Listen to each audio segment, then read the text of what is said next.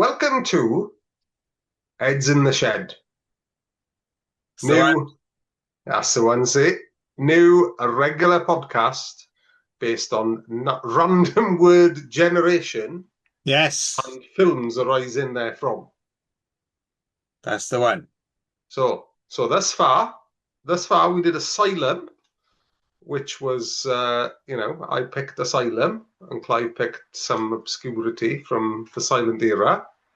Uh-huh. And we followed not a dissimilar format this time, because this time we had sex as a random word That's right. generated by the random word generator. Yes.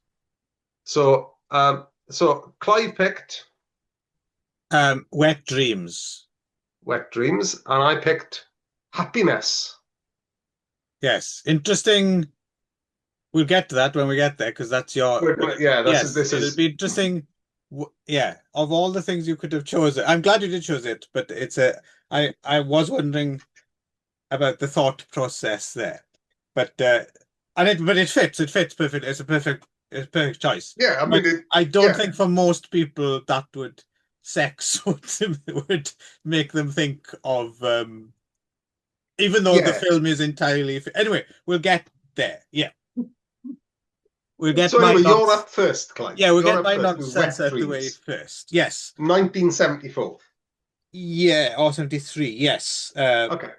Dutch West German film. So this was a film I I'd wanted to see for many, many years, just because it just seemed like a fascinating little curiosity. I'm finally able to track down a copy. So the copy we watched is so this film. There's a little bit of a mystery surrounding. So in 1971 and 1972, there was the Wet Dreams International Film Festival in Rotterdam, which was very much of that era, during porno chic in the US and also, in Europe as well. Things were coming out, and it was all very fashionable and cool, and people thought, porn was kind of the future, right? And so there was the Rotterdam Wet Dreams Film Festival where awards were given to, sex films from around the world. And I always assumed, and also I'd read that this was some kind of spin-off from the Wet Dreams Film Festival.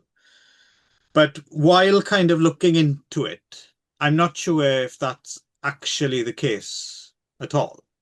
No, well, because it's more than anything, it's a collection of sort of 5 to 10 minute shots, really, isn't it? Yes, but I thought they'd been commissioned. I thought it was like a spin-off from the festival, and they decided, oh, let's Yeah, do yeah. No, I get that, but yeah. it's But for me, it's it doesn't seem to be. no. Yeah. Well, the other thing that surprised me as well, the other thing I'd always assumed was that it was hardcore, but it's not Mm. hardcore. Well, no, it's close to hardcore at points, Yes, but it's not. but Yeah, no, yeah, it's not. It's as hardcore as the joy of sex, basically, isn't it? yeah, yeah. It's yeah. Which I don't think I've ever actually watched The Joy of Sex. I don't think I will now either, but I mean, I know what it is and it was about, Yeah, but I don't think I've actually sat down and watched The Joy of Sex from end to I end. think I think I did when I was a teenager. I think I got a copy of it when I was a teenager, but it wasn't as profound an experience as Jet Sex on my teenage years. You know, Ah, starring Jet from Gladiators, of course. I that's the believe one. That's the one. Alan Yeah, and Partridge's favorite porn film. that's it. And Jet Jaguar from Godzilla. Wow, there's a pairing. Once again, it's what AI was made for. Exactly. Um, Yeah. So yeah. yeah. So So and again, no one's quite sure. So I've also read that it might have been some eccentric Dutch man with lots of money, apparently, who put this together. Um, the one name that comes up, because it is an anthology by lots of different people, but the one name that pops up a lot and seems to have shot most of it and edited is Max Fisher, Mm. whoever he is. And then I've also heard the name Jim Haynes come up into, but basically I don't really know where this comes from. No. But it came from somewhere and it exists. And it's in 13 parts. Apparently, it was released in the UK. Someone on the internet I found remembers actually going to see it in the West End. Yes, I saw the Yeah. same review. Yeah, Yes, yeah, as yeah. Dreams of 13. So it was actually released under that title. Um, Mm. but the version we're watching is the Alpha France release, the French VHS, which seems to be the version that kind of most people have seen nowadays, if they've seen it at all, because it's quite obscure. It took us a while to find it. Um, Alpha France put it out. So this is the French edition. So it's luckily for us, most of it plays out in English anyway. With English, well, there are some English subs on it as well. Yes, but yeah, I don't know. It was weird because because I understand. So there's French subtitles for the stuff that isn't French, but Mm. then the one French segment, very brief, didn't have subtitles for us. But then No, other exactly. bits Yeah, had it's not English. entirely subbed, is it? Yeah. Yeah, So yeah. I'm guessing it must have just been kind of quite cobbled together because also I noticed there was a weird brief on-screen flash of a copyright notice like before the film ended at some point. Yes. Yeah, yeah, yeah. So I think it was a bit of a dog's breakfast from the beginning, really, I think. Mm. But anyway, let us go through them one by one, I suppose. Yeah, you know what? I'm glad you said 13 because for some reason I've only listed 11. So Okay. this is going to be a fun Yes, we'll see what happens. retrospective. Yes. Well, I know the plumber is the first one, isn't it? I know The that one. I know Yes, the I've got plumber. that This far. is by Lee Craft, this one. And this is like a silent film parody with a Charles Chaplin stand-in. Yeah, I think that works quite well, actually. Yeah, he turns up, he's the plumber, shags the wife, shags the Yeah, maid, runs away with the maid. yeah. Drills a hole so he can shag the maid while the maid's being Yes. shagged by the house owner. It's quite good. Yeah. I mean, yes. I mean, I don't really know what I was expecting from this, really. So out the gate, this is the first thing I was well, I was hoping it was the only thing like this then let's put it that way. Like, Yeah, yeah. and it But kind I of makes think I sense. think I mean, if you put it at the beginning, because I was wondering as well, oh, is this going to be like a history of because it seems like an old smoker stag film or something like that, doesn't it? mm, So, yeah, yeah, yeah. but other But than that, I thought that bit with that section was well made. it was well done, Um, yeah. it yeah, it wasn't too long. The Charlie Chaplin guy nailed that mode of doing that. He was Yeah, quite good at doing that, I thought. yeah, yeah, yeah, yeah. And also, I think they got the as far as filmmaking goes, there were those kind of they seem to get the frame rate right, where sometimes the frame Yes, rate speeds up or slows down, and yes. it was well observed Yeah, it is quite in terms of authentically done. filmmaking. Yeah. Yeah, yeah, yeah. Probably should say up front that I don't recognize any of the performers other than No, when we get to Nick Ray. But yeah, and also I think it was mostly shot in Amsterdam as well, I think, as far as yeah, yeah. yeah, Okay. yeah. Onwards then. What's Dream 2? Let's have a look here. Dream 2, That's the close-up one, isn't it? Deep Am I Skin. Yeah, right? this is Max Fisher's first appearance. Yeah, so Yeah, this, yeah. yeah. I didn't like this. I mean, I think above all, I think what's going to come out of this is if this is of interest at all to anyone, it is very much as a time capsule, isn't it? Hmm. And this is very much a good example of that. Yeah, so it's just extreme close-ups of um yeah, some body parts and some bollocks. Yeah, That's some bollocks. And there's yeah, like yeah, tongues and yeah. yeah, Tongues licking belly buttons, yeah, licking. That's yeah. the kind of I suppose yeah. I suppose it does kind of work in so much as if you try put yourself back to 1973, maybe people hadn't seen so much of this kind of, it's almost like it's the surface of a planet or something, or like Yeah, yeah. it does, it does de-eroticize it in a way, doesn't it? It just makes it. Well, it does. Well, and that's the other thing. I think. I think that the thing is with this film is that it's definitely not porn.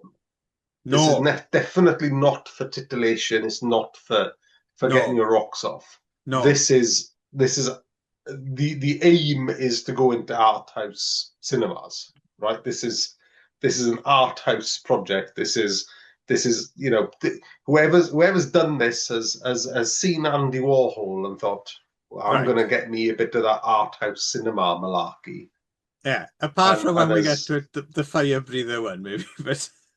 But no, well, I don't think that's that dissimilar actually, but yeah, we'll get well, we'll get there. yeah. We'll get there. Anyway, I don't Yeah. have much to say about this Dream 2, really.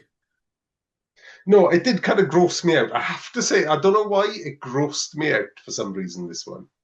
Well, it certainly wasn't titillate. I think it might have something to do, and I don't like to say this as a bearded man, but I think it's the thing to do with like the whenever there's hair on screen in close up, I think those are that doesn't look like. No, yeah, I think you said what I wasn't saying. But yeah, Well, you're right. also It there's is. not just a beard. There's one bit where there's like a pubic mound, and I think it's maybe. And I know some people nowadays don't like the good old bush of yore. But I don't have a problem with that in general. But when you have No, a no, no. big close up of it, like almost like a forest, it's like Yeah. that's not it's not gross either for me, but it's just like not sexy. It's like it's turned into a No. nature documentary or something. Yeah, exactly. And when I was watching this, what are those creatures called? What are those creatures called? They're like Crabs. microscopic. No, they're microscopic creatures. Um, Tardigrade. That's what I was thinking. Yeah. So so because it's in such extreme close up, do you know what a tardigrade is? No, I don't Like think that. so. No. So they're like these like microscopic creatures that I Like think they bed have like bugs or six legs. Sorry? like bed bugs or like skin bed. No, no, Oh. they're like these kind of they're quite cute actually, but they got like these they're a bit like a kind of a worm Where are kind they of found? like I don't know, like microscopically. They're like little creatures. Yeah, but do you mean like in the mud or on our skin or I think no, I think they're in nature rather than on our skin. okay. But they're really, really, really, really, really tiny creatures, and they look a bit like leeches, but they've got legs and like Do they circular mouths. They've got like do they 6 or 8 leave legs. coins under your pillow when you put the tooth there, don't It's the tooth tardigrade. That's right. Yes. they? Anyway, I for the audience who is not Clive, Yes. because of the extreme close-up, I was expecting to see a tardigrade clinging to Right. a belly button hair that was in such extreme close-up that Right. it became uncomfortable. However, it got reaction, so it succeeded. Yeah, I guess. Yeah. I was going to say, You know, I've no doubt that I am ill-educated here, but on the other hand, I am also thinking that the audience of people saying, "What the fuck is a tardigrade?" is wider than you might expect. I think you're right. Right? Yes, yes. I'll give you that. Yeah, I think I'm in the minority of the viewing audience who is familiar with the tardigrade. Yes, I think so. But Please do comment. Please do comment yes, if you've if come across you're tardigrades before. yeah, if you're a tardigrade and have access to the internet, let us know. Yeah. So what's next then? What segment have we got coming up next? What was that? That was number. Yes. So this is the this I is like this the one, the Amsterdam fish seller one. this is apparently social realism. It says at the beginning. No, I enjoyed this one. I like this one, Well, this is about especially when he became the Messiah. yeah. So this is George, the what was he? Was he like a sheet worker or some sort of laborer? Like a factory worker or something. Yeah, Yeah. and he goes out and falls for a fishmonger called Masha. That's Although, it. so this interested me a little. This must be an Amsterdam thing or something. So he goes to her stall, and I Mm. assumed, oh, she works in like a fishmonger's, and he orders some fish, and then they wrap it up for you, and you take it home, No, right? no. No, Raw it's fish yeah, in the gob. it's like a little snack bar. He eats it right there. Mm. Yeah, but it's As also raw. yes, yes, but it was referred to as a kiosk as well, right? It's interesting. I don't think I've ever seen Mm.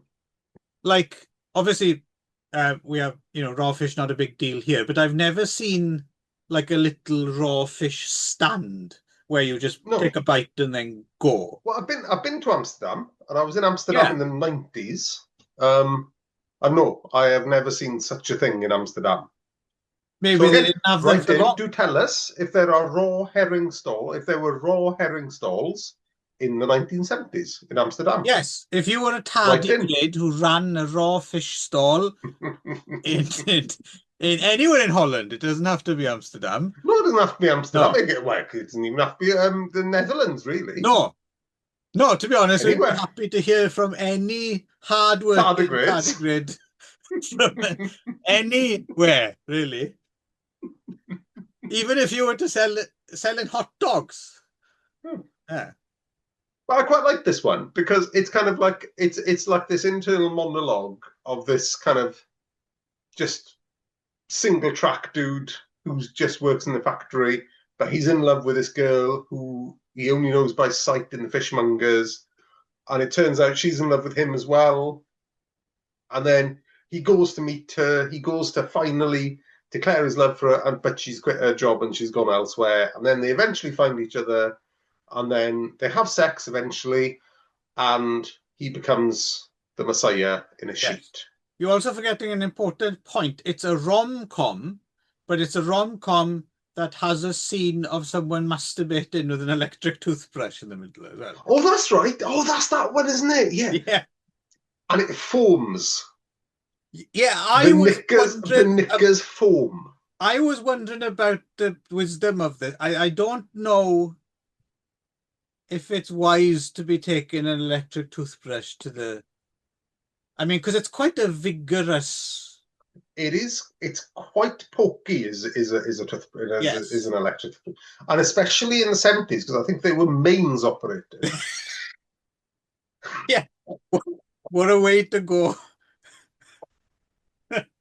Because I know you can get quite powerful, vibrators and stuff as well, but these have got bristles, isn't it? So yeah, I Yeah, don't know. but it's clear. It's clear that she hadn't washed the toothpaste off it before she'd put it down there Yeah, because then it foamed. It yeah, foamed, and yeah. all the foam came But I out don't the know knickers. that might. She has a very clean clit now, I guess. Yeah, yeah. Yeah, I mean, yeah. minty fresh.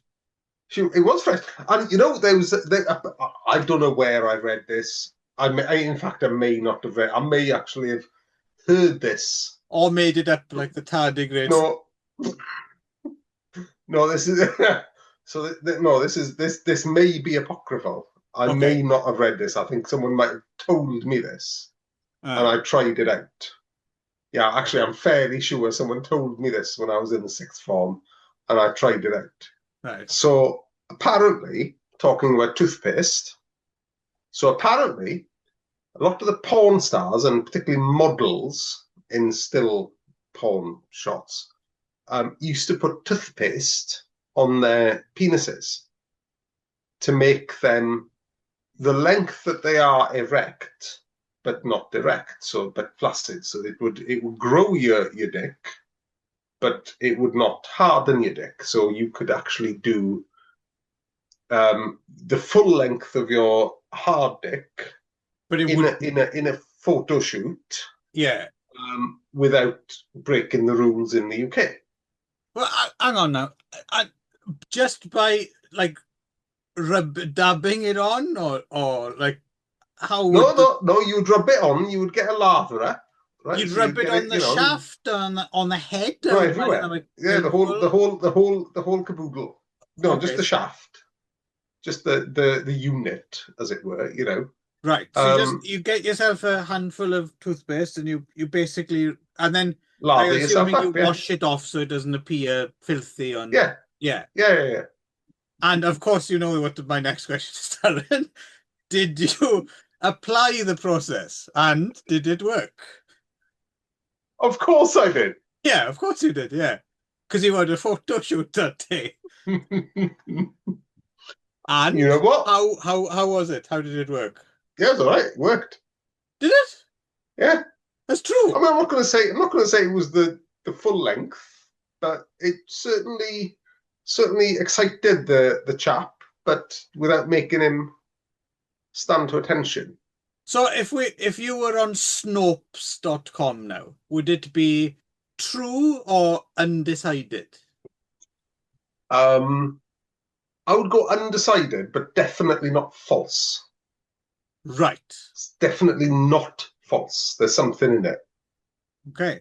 There we go. Your Yeah. roving reporter from Snopes.com. So, I'm so wondering if this is that sounds so I've never heard that. So I'm wondering if it's even like a well-known. I'm wondering if that urban myth is even on Snopes. If it has been attempted by you could write for Snopes. You could be a guest contributor with well, the I could, toothpaste. or Yeah.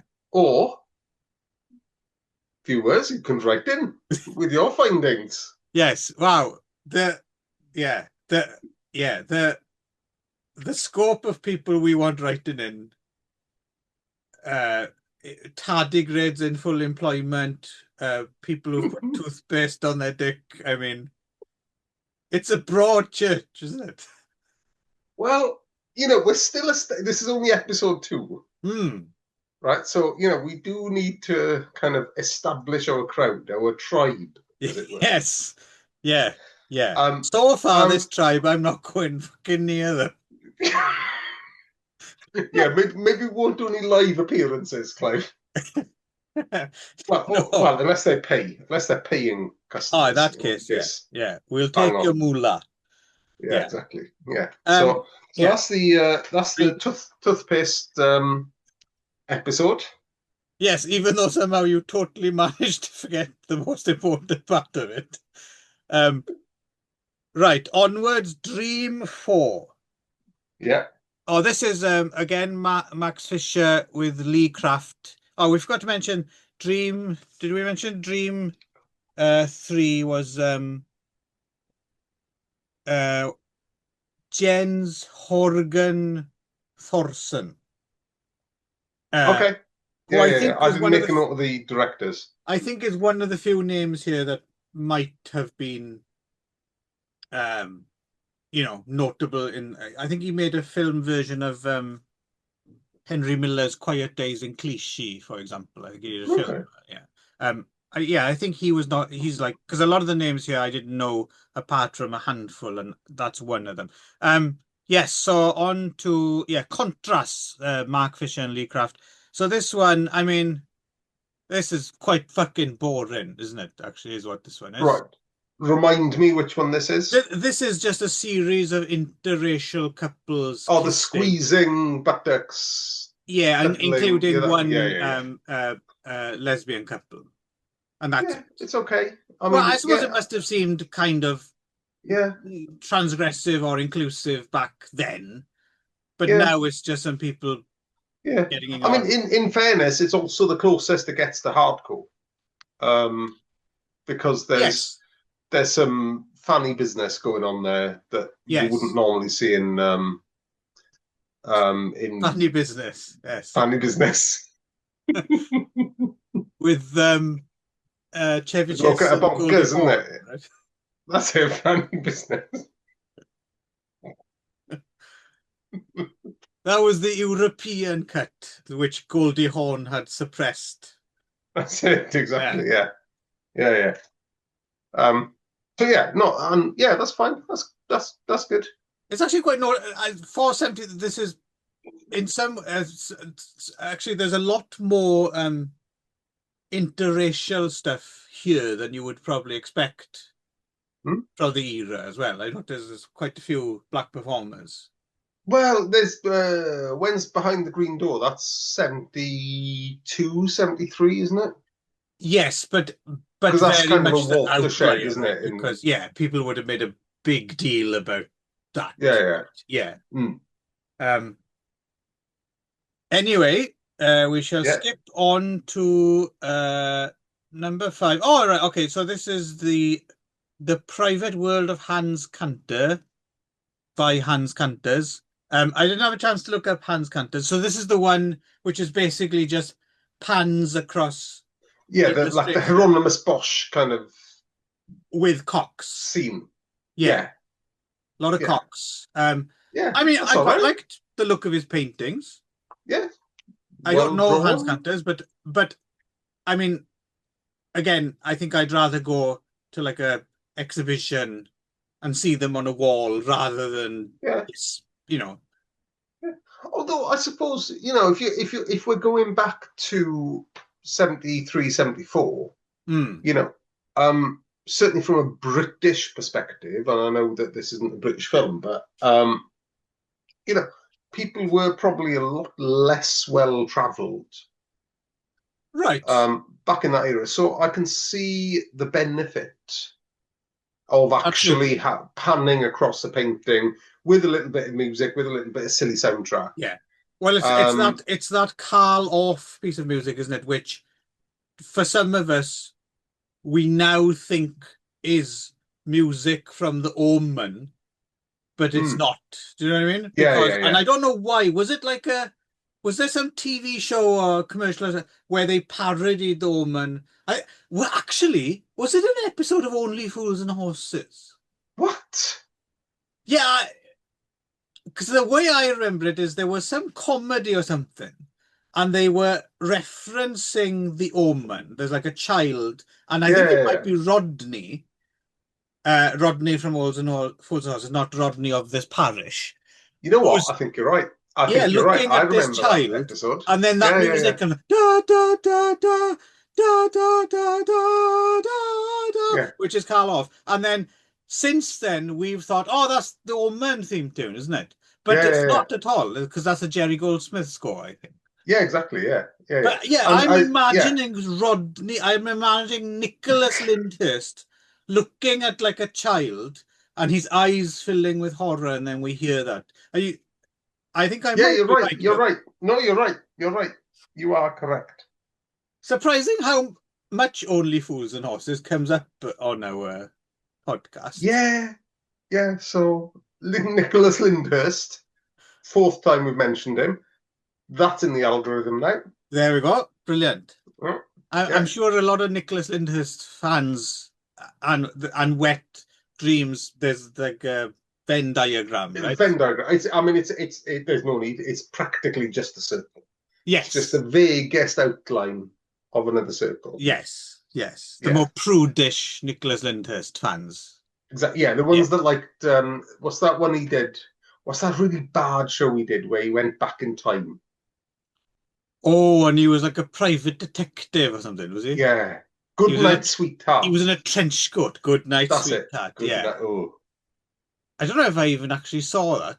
no, I saw two or three. I remember seeing two or three episodes because I think the bloke at a bread was in it as well. You know, the chunky bloke at a bread. And what was I it think he like was in one of it. those like either that Irish bird or, oh no, that was Ballycus Angel. You know No, I think no, no, no. I think you're right. It was. I think it might have been her. yeah, yeah. Yeah, Balik. Fucking hell, I haven't thought of that show for 100 years. Yeah, I think Again, I no. I don't know think if she I was ever in actually it. Yeah, watched Ballycus Angel. Was that is the bloke who was in Drop the Dead Donkey, wasn't it? is it? I think so. I don't know. Yeah, yeah. It was none of it was of any interest to me when No, it was on. no, No, no. but anyway, Funnily enough, I so was on a job the other day for a Japanese film, and I bumped into another British bloke a bit younger than me, and it took less than 5 minutes before we started talking about Last of the Summer Wine. that happened. I don't know, I can't remember. Well, But it was it must be you. It no, wouldn't no, be no. him, It would was it? entirely natural. It No, just. He might have no. I even think mentioned it. Anyway, yeah, so yeah, that's yeah, again, maybe dated, but yes, I get yes, to your point, probably an interesting little thing in its day, Yeah. right? No, and I think what we need to continually remember about when we're talking about this film is being sat in a cinema, Right.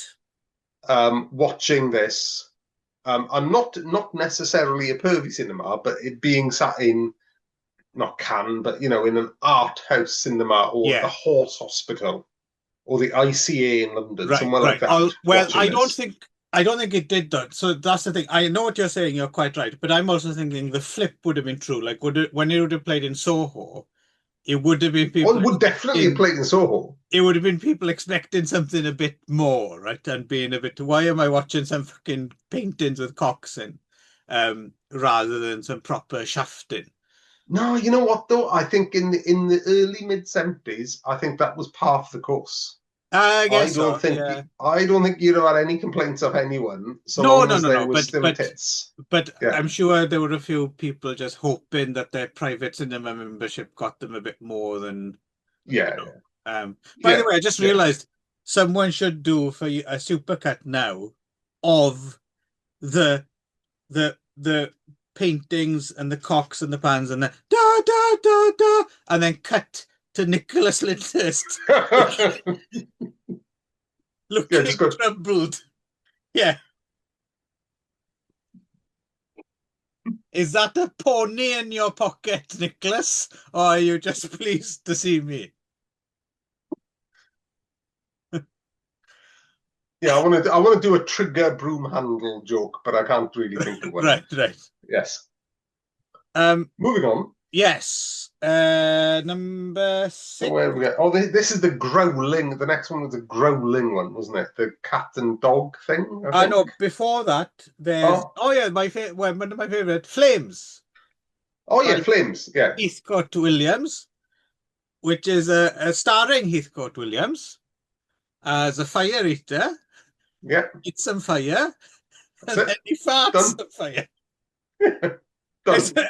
it's very brief. I think it's less than about 30 seconds or a minute or something. Probably 10 seconds. Yeah, but it It's very short.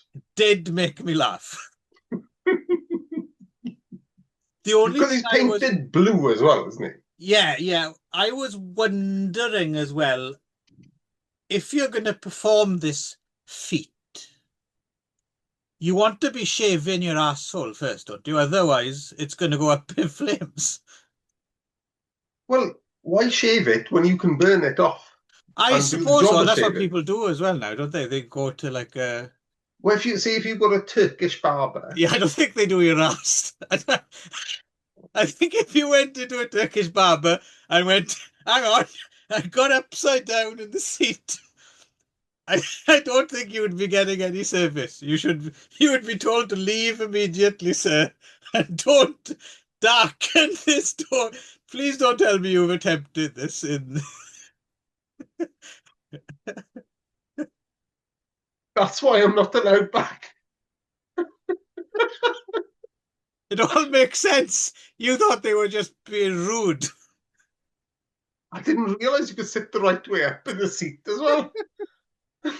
I thought you had to, you know, Stirrups. yeah. Yeah.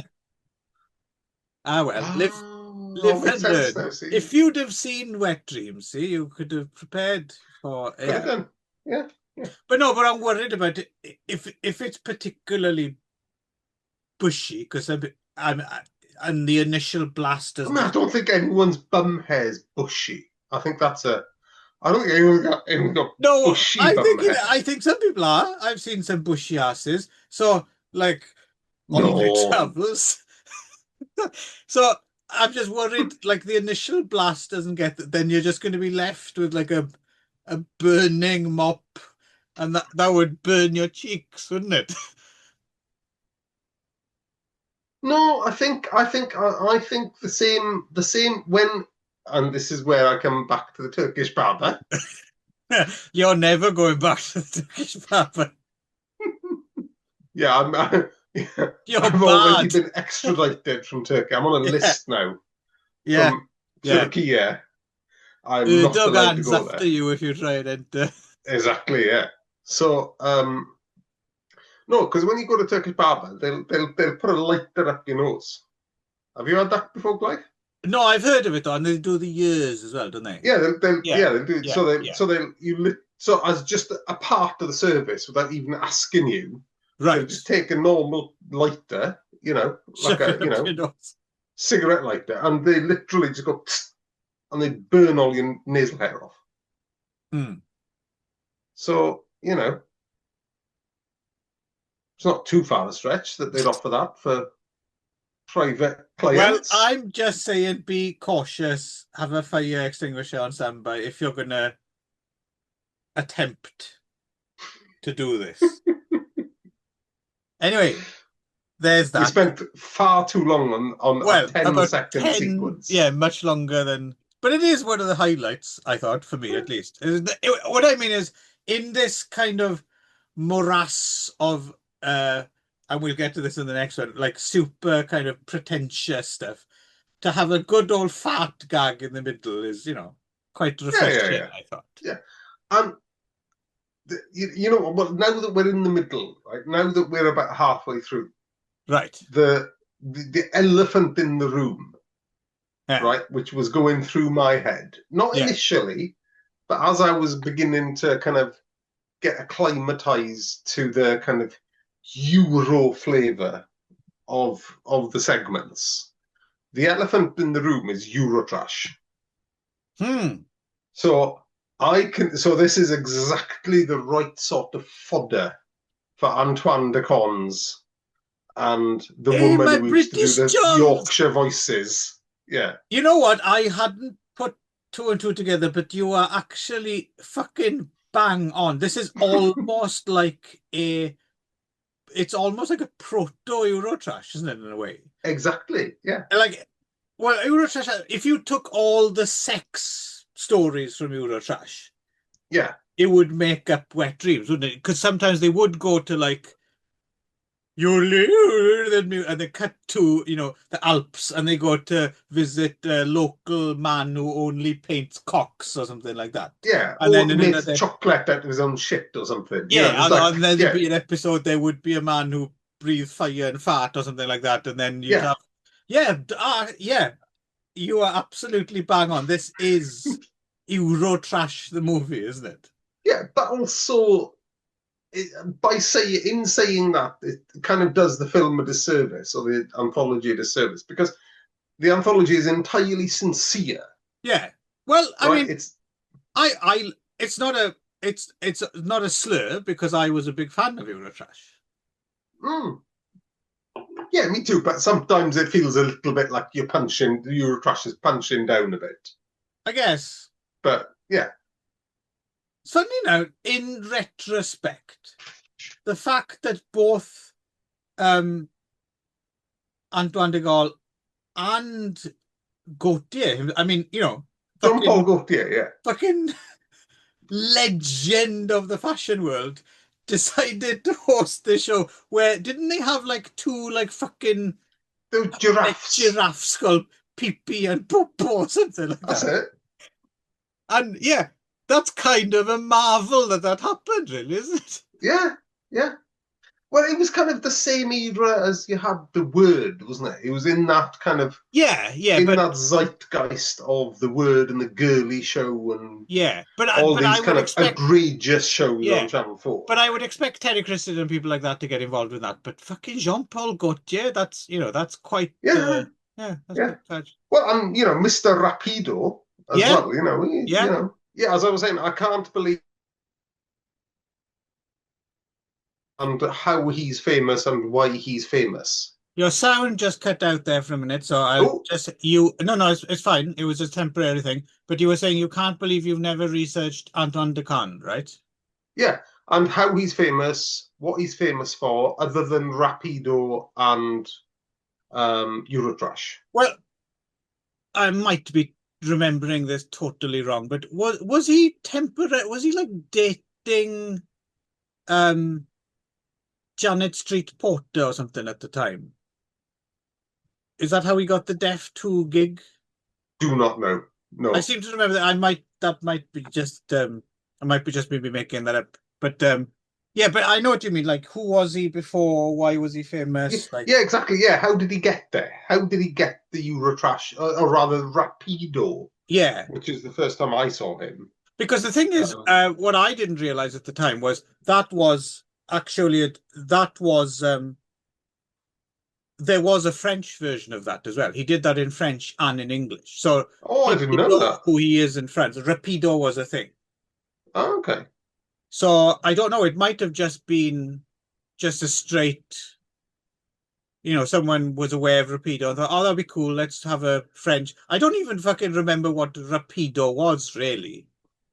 No, I don't. I think well, it was kind of a filler, wasn't it?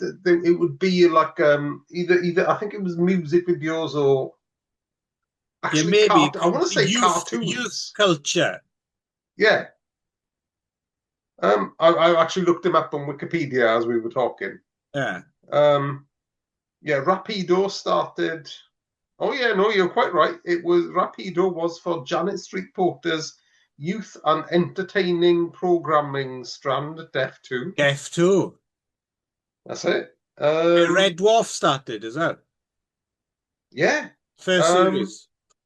yeah, but apparently what's interesting is he began writing theme songs for cartoons under the pseudonym Paul Pesavon, including Cobra and Space Sheriff Gavan. Ah, well, Space Sheriff Gavan isn't an anime. That's a tokusatsu show. But Oh, is it? the Cobra he refers that I'm guessing that's Space Adventure Cobra, right? I Which don't know was any of this. Space No. Adventure Cobra was an anime which was massive in France, Japanese anime, which was huge in France. Oh, And like the lead character was drawn a little bit to look like Jean-Paul Belmondo. oh. So You might quite we found the theme tune to this episode then. yeah, well, you'd quite like Space Adventure Cobra. Okay. Yeah. Yeah, I'm just not on my radar at all. And Space Sheriff Gavan and that kind of thing is a little bit, I tell you exactly what it's like. And for a while, some people thought it was a copy of it, but it turns out just to be a coincidence. Do you remember in RoboCop, um, Right. Peter Weller is still, Murphy? Yeah. His son watches a Oh, TV show, the twirly Space gun Cop. thing. But yeah, Yeah, so yeah, yeah. that's what Space Okay. Sheriff Gavan is like, that kind of thing. Oh, okay. Yeah. Okay. Right. Yes. Oh, yeah. So Next. we're off to pretentious town now.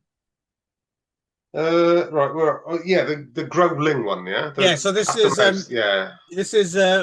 Dusan Makaveyev, under the name Sam Rotterdam.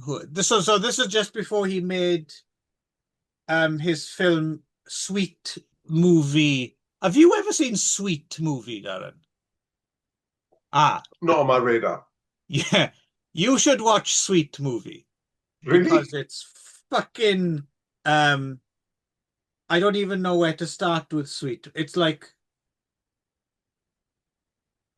I don't even know how to explain what Sweet Movie is, but it's a extremely memorable kind of art house satire, sexy, disgusting, disturbing. Um, yeah, I think you would enjoy it. It does at least have an extremely sexy woman covered in chocolate scene, Okay. which I think you would enjoy. But it also has, do you know who Otto Mool is? Yes. Yeah, so it has the Otto Mool performers in it. There's like a Okay. Yeah, yeah, banquet yeah. scene with them like throwing up and eating and Yeah. throwing up and pissing and Okay. yeah. Okay. Yeah. Yeah. Yeah, But well, no, it's but it's very cinema apart because that just sounds like it's just like shock tactic, but it's very hmm, cinematic and no, Sweet Movie is actually a very interesting okay. film. I'm sure you would find it of great interest. Okay. Yeah, not Yeah. on my radar at all. Okay, cool. And Yeah. John Vernon is in it. Really? Yeah, as Mr. To be Dollars. in fairness, Uh, John Vernon was in everything in 1972.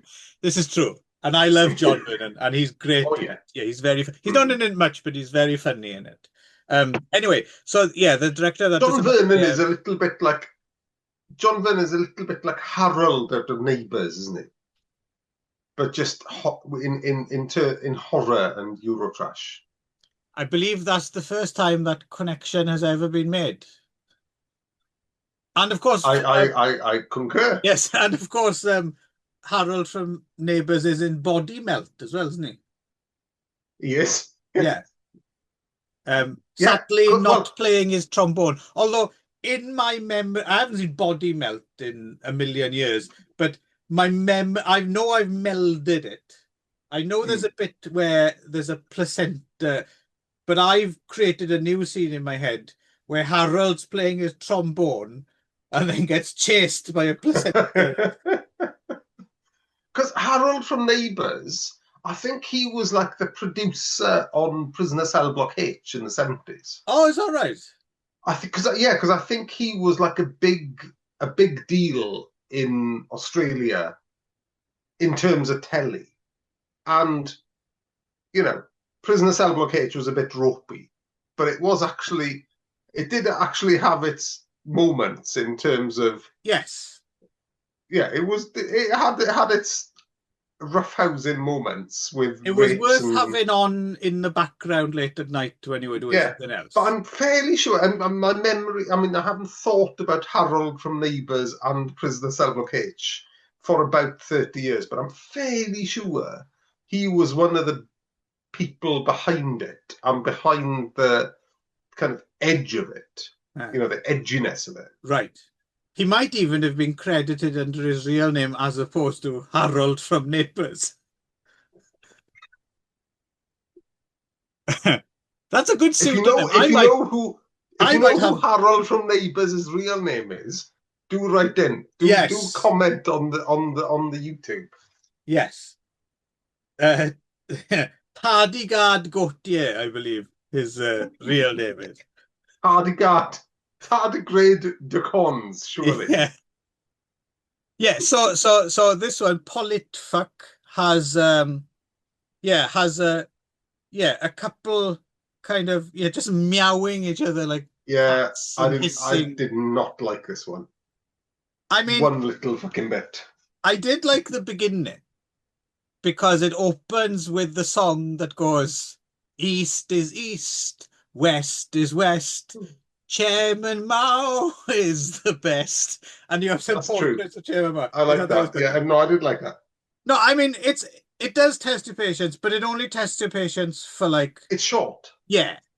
and that's what I like. That's actually what I like about this film is that if something is annoying you, if you're not getting on with a segment, Mm. it's over really fucking quickly.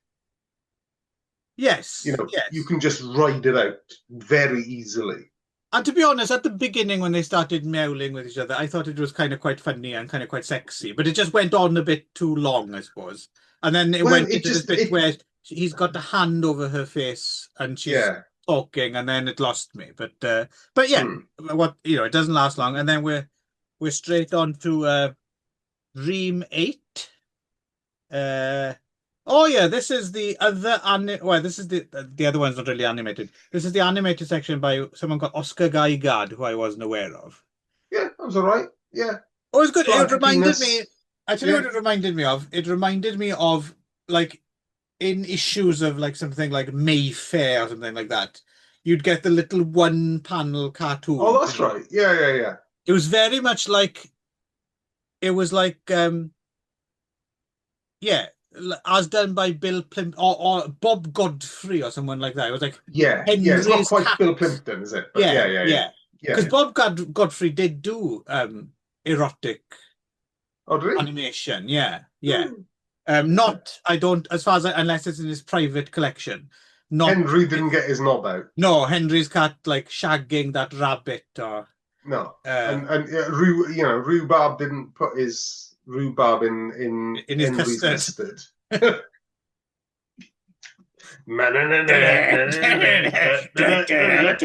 Come on. Again, AI, get your AI period out. So, but yeah, no, that was quite good. That was, some of them were kind of quite funny, but Yeah, I enjoyed yeah, that. they It's were very, very exactly, short though. yeah, The yeah. animation, yeah. So then, Dream 9, a face again, Max Fisher. Oh, this probably the most boring one. Although to be fair, this is the one that was entirely in French without subtitles. This was a close-up of a woman's face while I assume she's being fucked. Yeah, the POV shot of her being fucked. Yeah, and No, there's see, I liked narration. that one. Oh, I really? enjoyed that one. Yeah, Okay. no, I thought that was cool. Yeah, I didn't, but I I thought didn't, that's the I don't only speak. time. Yeah. I thought it's the only time it got anywhere near to sexy. Oh, interesting. Actually, yeah, I just would have liked to have known, I suppose, what was going on. But yeah. Okay. yeah, I agree with you. It went on a bit long, but Right. yeah, I got on quite well with that actually Here we go. because it Now just was what it was. It was just a woman being yeah, fucked, having an orgasm.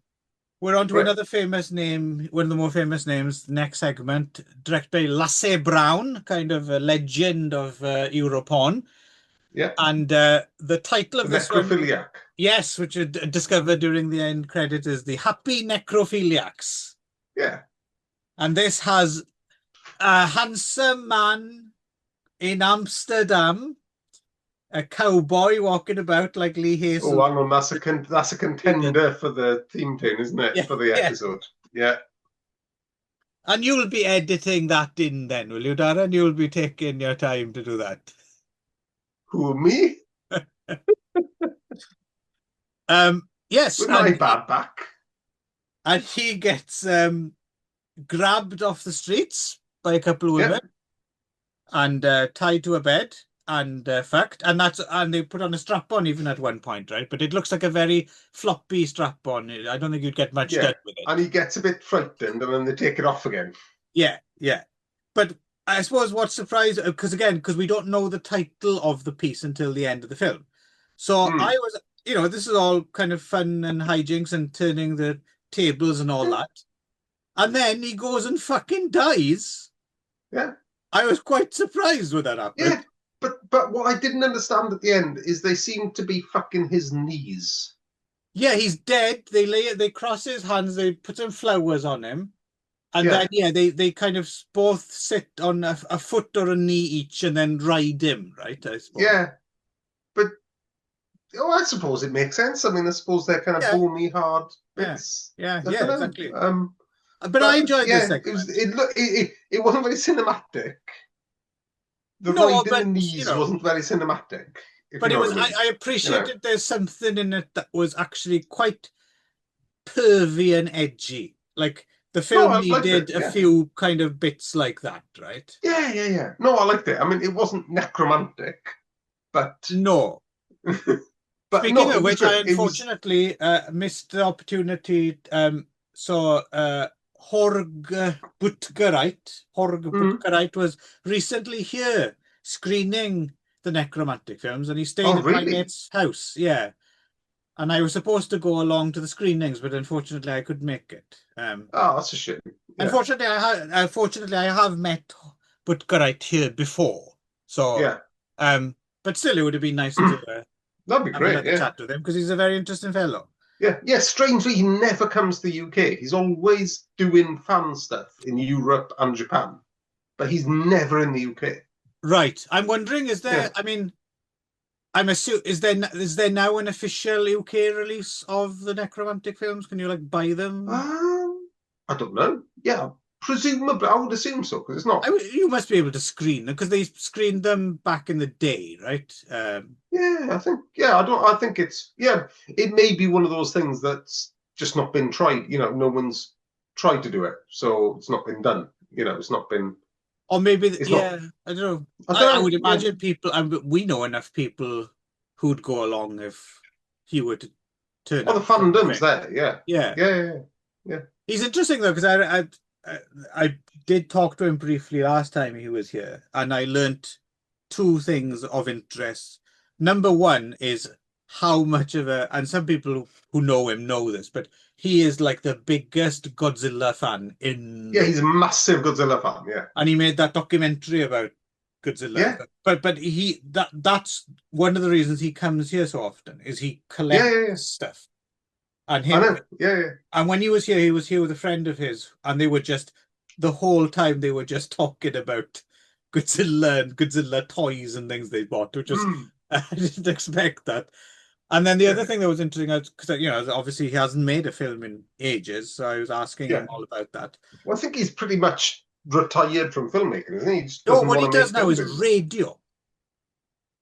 Yeah, well, I thought he had a podcast, but yeah, yeah, Yeah, well, the thing is, what I didn't, because the thing you forget sometimes, because I have another friend from Spain who used to live here, and he just came back and visited, and I was talking about what he was doing now, and he was talking about how he teaches drama to little children. And the thing is, in Spain and other various parts of Europe, they take the arts a hell of a lot more seriously than they do in the UK, right? So my yeah, friend in Spain, for instance, that's all he does. He teaches drama to children, and it's not like a hobby or something he does alongside his other job. That's his government paid job, which he gets, relatively well reimbursed for. yeah, And yeah. and I think in the way Butkarat was explaining in Germany, there's still a lot of funding for radio art. So basically he's doing like Okay. uh, radio dramas and stuff like that. Oh, okay. Yeah, And I he hadn't yeah, loves doing it. And one of the reasons he loves doing it is because he can get funding to do it, and it's not a fucking uphill battle like independent filmmaking is. So yeah, yeah. Well, um, and you'd imagine you've got a stable of actors that just know exactly how to right, act on right. radio because it's a small pool But it was just as interesting opposed to, yeah, because I asked him, and then I saw another other. It's interesting because you assume, I think you assume a filmmaker always is like chomping at the bit to make films or whatever, but then he's not only just like he's like, yeah, no, I'm so fucking over that and happy doing rodeo. And I'm like, oh, okay, good for you, great. I yeah, mean, yeah. yeah. Well, funny enough, I was listening to it was a review of something else, I think, and John Carpenter got Mm, mentioned. Um, and apparently, John Carpenter is one of the worst people you can ever interview, right. whether he's got something coming out or not. If you try to talk to Carpenter about one of his films, Yeah. he's not interested. He won't talk to you about his films. If you Interesting. try to talk to Carpenter about films he's making that are coming up, Yeah. he refuses to talk to you because he doesn't want any spoilers out there or anything. Right, right. But if you talk to him about what games he's playing on the PlayStation, Yes, he's a big he's gamer, all isn't over he? it. Yeah, yeah, Yeah, yeah. yeah.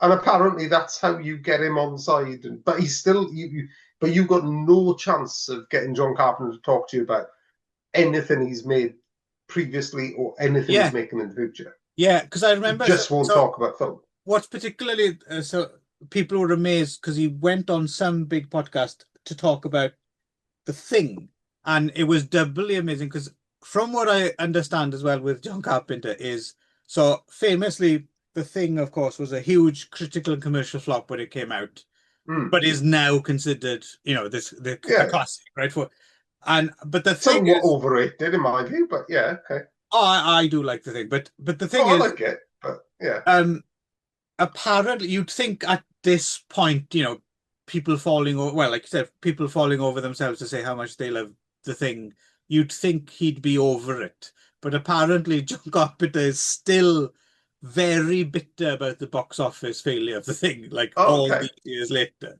So the fact that they got him to talk about a film and they got him to talk about the thing at length was considered like quite the coup. yeah. So yeah, so that's yeah. So they managed to scratch the scab on that one, didn't they? They Yeah. managed to scratch the scab off. Yeah. Anyway, what's the next segment, Clive? Well, Darren, I'm glad you asked. Dream Yeah, number 11 is The Banner, again by Lee Craft. So the this is the one flag, the that's, flag orgy thing. yeah, so it's like a big overhead shot of some Yeah, people rutting away, yeah, covered in paints, yeah, until they finally uh, make up the American flag. yeah. Except if you didn't know it was going to be an American flag, you wouldn't really have clocked. it was an American flag. Well, I did at the end, but I tell you what was slightly interesting about it was I couldn't quite figure out, and I even rewound to see if there was an edit or something, because it's when it eventually becomes a flag, it's almost like it's not a flag and then it is straight to like it's Yeah, yeah. just a total mess of bodies and paint, and then it's almost immediately it Yeah, but there's a very clumsy edit in that though. It there clearly is there? jumps from one to the other. Yeah, there is, isn't there? I'm not imagining that. There No, it's a is. very clumsy Right, edit. right. I was going to say, Yeah, yeah, yeah, because it did seem like, okay. Um, yeah. and it's yes, it slowly gets closer, doesn't it? I mean, it's a performance art piece. Fine, no Doesn't last too problem. long. It's all right. Yeah. No, Again, fine, whatever. I think probably my guess is when we get to summing up, it's they're all that's fine, but it doesn't necessarily add up to more than the sum of its parts, right? So, No. but each bit isn't, yeah. Either it's Yeah, good. none of it's offensive, right? None of it's boring, or if it's No. boring, it doesn't last very Yeah. long. Yeah. Exactly. It Exactly. zips along. It's fine. It's a curio. It's nice, but we haven't got there yet because we haven't finished. No. We got Um. we got Nicholas Ray yet, didn't we? Yes. Well, we got Nicholas Ray up. Oh, hang on. I feel as if. Oh no, because that comes after. Yeah. Okay. Yeah. So Nicholas Ray, the penultimate one is Nicholas Ray's the janitor. So again, I'm imagining if anyone's ever seen Wet Dreams or looked into it or tried to track it down or is interested in it in any way, shape, or form, it's because of this, right? Yeah, This Nicholas Ray gets a blowjob off his daughter. section. That's it. Well, yeah. So Not his real daughter, but yeah, and it's not, and it's simulated. Yeah. So Nicholas Ray himself plays like so. It seems he's a janitor at like a mini theater or something, but without yeah. seats, sorry, like a cinema club or something. Mm. He's a janitor and he's talking to his daughter, and then it turns out, so I think it's like a flashback, isn't it, to when young people used to come to the theater Yeah. and And then he becomes a vicar, yeah, and he talks a about priest. Moses. Yeah. At least we assume he does because it's dubbed into French, but then we get the subtitles, right? Yeah. Um, and And then he's like a cult leader then, isn't he? yeah, and He's I'm like assuming he's this yeah. is some sort of take on film students kind of admiring this film legend Yeah. or whatever, right? Yeah, or that or the cinema itself. Or Yeah, he's the cinema itself and they all ask, and "Is it okay, everyone's falling teacher?" over themselves Yeah, to and he's like, "Okay," and give they give start sucking his dick, but it's all totally. You never see Nicholas Ray in the same frame as the students. It's always in a different no no frame. no no and it's there's no suggestion No, that and his it's knobs out basically some or girls yeah rubbing their noses against yeah someone's zipper. Um, and then the last girl who asks is the daughter, right? Is the yeah actress playing his daughter, and then eventually he shoots his own image on a screen with a gun, and it yeah burns up. and then And yeah, yeah I mean it's kind of an interesting little piece. yeah I mean it's interesting. Nicholas Ray is one of those obviously one of those legendary films. And I don't know how so my thing with Nicholas Ray is so I'm very, very aware of the cult of Nicholas Ray, and I'm mm, not opposed to the cult of Nicholas Ray. And I've yeah seen some Nicholas Ray films that I like, yeah but I I think think he's I'm earned not, it. I think he's huh? earned his cut. Yeah, but I don't think I'm familiar enough with his work to actually get the cult. Do you know what I mean? Like No, I'm no, I not know what you part mean. of the Yeah, cult. it's so I think he's in that sort of that same bracket of people who worship Powell and Pressburger, right? I think Um, he's because he's kind of he's not quite contemporary, but he's close enough to being contemporary with Powell and Pressburger.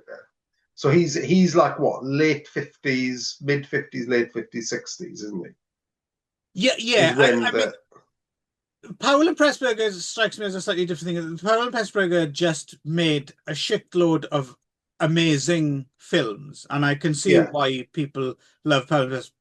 But what I mean is, Powell and Pressburger, apart from obviously towards the end and Peeping Tom destroying his career and stuff like that, Yeah, kind of a relative. I think the thing with Nicholas Ray is he's this kind of emerging director, becomes a huge Hollywood director, does King of Kings, and then yeah, just totally drops out. yeah, And goes to is in Wim Wenders' American Friend, and it becomes like I don't know. He becomes almost like more successful, more iconic as the director who doesn't direct anymore, or who fell out. yeah, yeah, yeah, yeah. No, good You know point. what I mean? Yeah, He's like, I'm trying to think of another yeah, yeah, example of, yeah, someone, yeah, an American who ended up going to, like Joseph Losey getting blacklisted and then going and making yeah. films in the Or UK. maybe Orson Welles when he Yes, started, when Orson he just Welles. acted. Yes, yes, Orson Welles just acted for 30, yeah, 40 yeah. years And there instead is of a making fascination, isn't films. there? Yeah, I think we are yeah. fascinated with these Hollywood figures, these enfant terribles who end up Mm, in Europe trying to scrappily yeah, get yeah. together. So, Mm. so I get, so, so, But so but also it's always really unsatisfying, isn't it?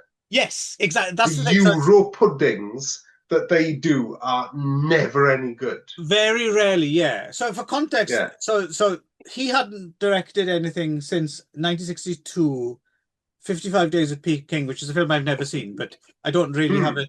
mad desire to see, but No, I've apparently, never seen. Well, I think no. it's on telly all the time. I Yeah, might have seen a bit of it's it just at not some the point, kind of but thing I'm drawn no, to. no.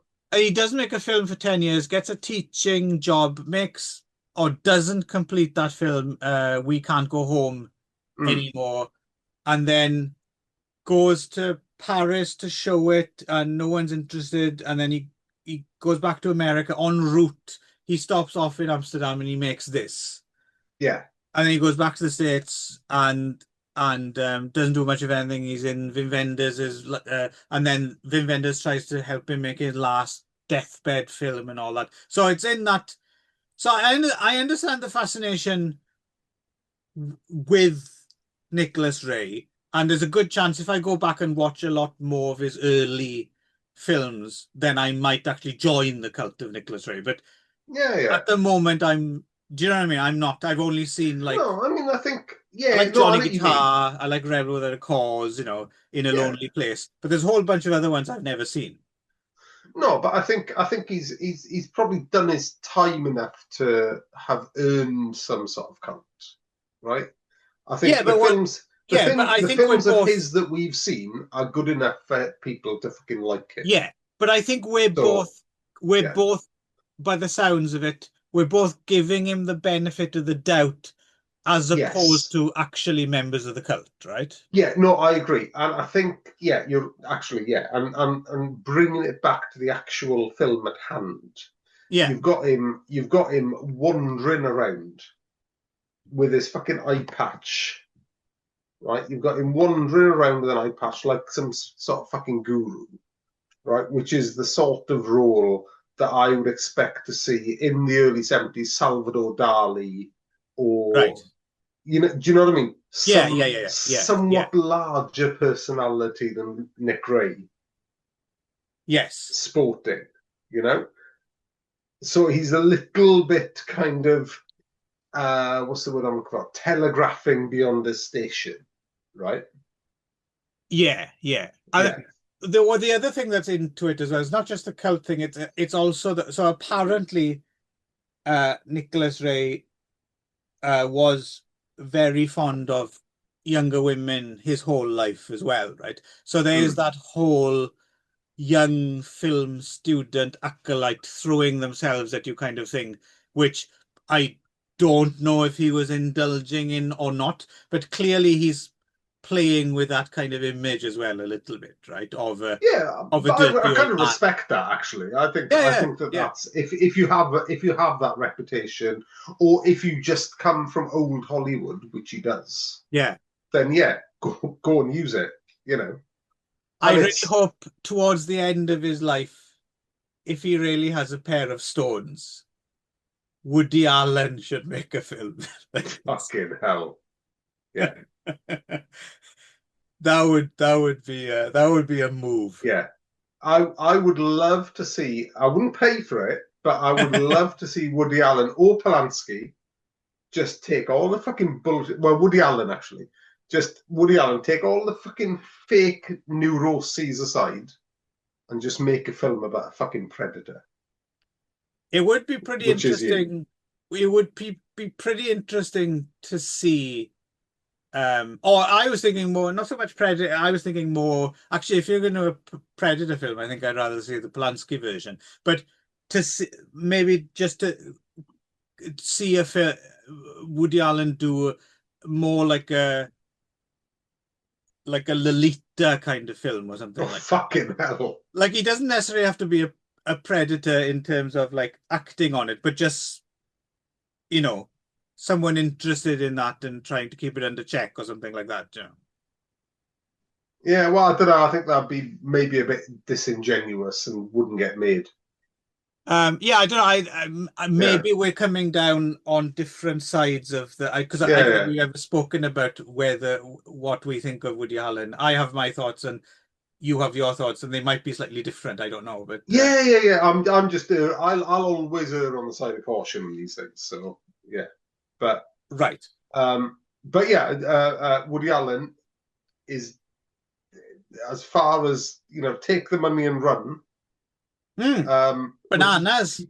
people forget about. No, take the money and run is the fucking text Yeah, of 1970s comedy films.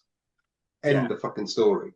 yeah. That and the producers, arguably, but that's that's how you do it, and that's guerrilla filmmaking as well. He had no fucking budget with that. Right. He just fucking went out and did it for nothing, and it's hilarious.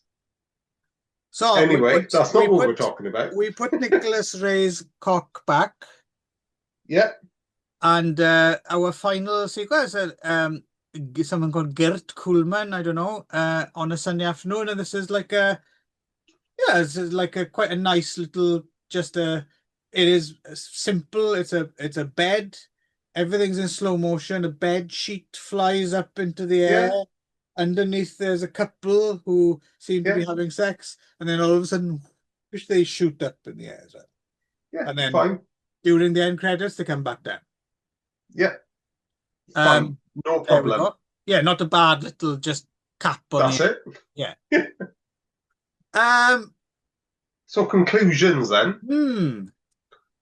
I mean, well, first and foremost, definitely the thing that struck me more than anything else, screams time capsule, right? More than anything else. Yes. Yeah. But also, I think if if you rocked up at any art house cinema, Mm. and if this was marketed correctly to say, Darren, you don't rock up to an art cinema, you jazz up with a beret. you bongo up, Yeah, yeah, yeah.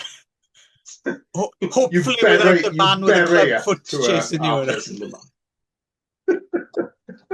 So anyway, no, but I think that, and I would love to, I would love to see an advert in Time Out. Not that, although Time Out does exist these days, Time Out used to be the Mm, Bible mm, for mm. anyone who lived in London, who went to gigs or the theatre or the cinema. It's not the same thing. It's not. It's gone. But anyway, if you saw this in Time Out, Wet Dreams, 1970s series of vignettes, a real time capsule, and varied art house sexcapade must Mm. watch, you would definitely turn up, you Yeah, know? yeah. Well, so yeah, so basically, my take is that it's certainly not anything I would recommend for any. Oh, you got to see this. But but if if you are interested in a kind of time capsule art erotic crossover, it's I tell you what it is actually is in its current form, it's a bit difficult to. But I can imagine even the film itself isn't necessarily that great. But if by some miracle all the elements were discovered and they were living people you could interview, I can kind of see this making a fascinating Blu-ray. Like if a Yeah, Blu-ray came out and you got the backstory on how it was made, and someone did one visual essay about Nicholas Ray, someone else did one a little mini documentary about Las Brown, and you interviewed some people, and maybe some of the lesser names are even more interesting because I don't know who they are, and some of them might be really interesting, like who's the yeah, fact that narrator, the cock artist. So I can see a wet dream Blu-ray like 2 disc set or something. yeah. That would But probably be also, very but I think, interesting. yeah, but also I think that this is just a decent piece of entertainment. I mean, Yeah. Yeah. I mean, I think it's you it's seem to it's have enjoyed it's it a more bit than I did, pretentious Darren. in places, Yeah. right? Yeah. But if you were, if you were at a party, right? If you're at a party, right, a house party, and someone put a this Blu-ray on that we are talking about, right, Right. and it was just this for an hour and 20 minutes, then it would draw your attention. Then that vignette would finish, and then you'd lose attention, and then half an hour later, your attention would be drawn again, and it'd be a bloody great bit of background, a great bit of ambience to have at a party That's because interesting. it's sexy, but also it's not. It's kind of inoffensive. Yeah. No, You know, it's not. I'm surprised how well you got on with this more than I, not that I disliked it, but you seem to find a lot more value in it, considering that I was a little bit thinking that you might actually have kind of hated this. Okay. Yeah. Yeah. No, no, no. Well, I think I like it because it's episodic. I think Right. that's what I like about it. I like the fact that the bits I don't like don't last long, and the Right. bits that amuse me or I find, all right, Right. um, are also quite short. So it's a rapid fire kind of Yeah. it's like a Scooby sandwich, Yeah. I that's got like that many layers. I think the reason maybe why you enjoyed it a bit more is I think I was probably you weren't expecting anything at all, right? And Yes. I'd been wanting to see it for years, and I was expecting something a little bit more substantial, I think. Oh, okay. Yeah, Yeah. yeah, yeah. So I think that's where the difference may lay. But basically, yes, I think we're probably responding into to it more or less the same. Yeah, yeah, Yeah. yeah. Un, dau, tri, pedwar, pump. Well, I've done that now. I did that with my fingers, and you did it with your mouth. Are You know, you, this is much as very innuendo-ish. yeah. Well, I was yeah. Well, linking in with the sex avant-garde sex film that we have seen. Anyway, Right. um, to finish my thoughts and well, hopefully soon to round up the film. What I like about Wet Dreams is that it's kind of entirely inoffensive.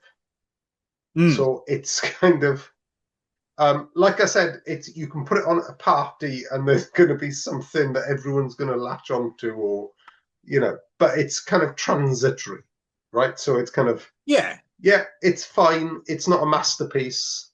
Is that's interesting. There's some bums on a Yeah. Hieronymus Bosch type painting, or why is that man a messiah after having fucked a fishmonger, or this. Yeah. So I think that's what this is for, It's like flicking through and I like a think it does a coffee good job table at book doing or that. something, isn't it?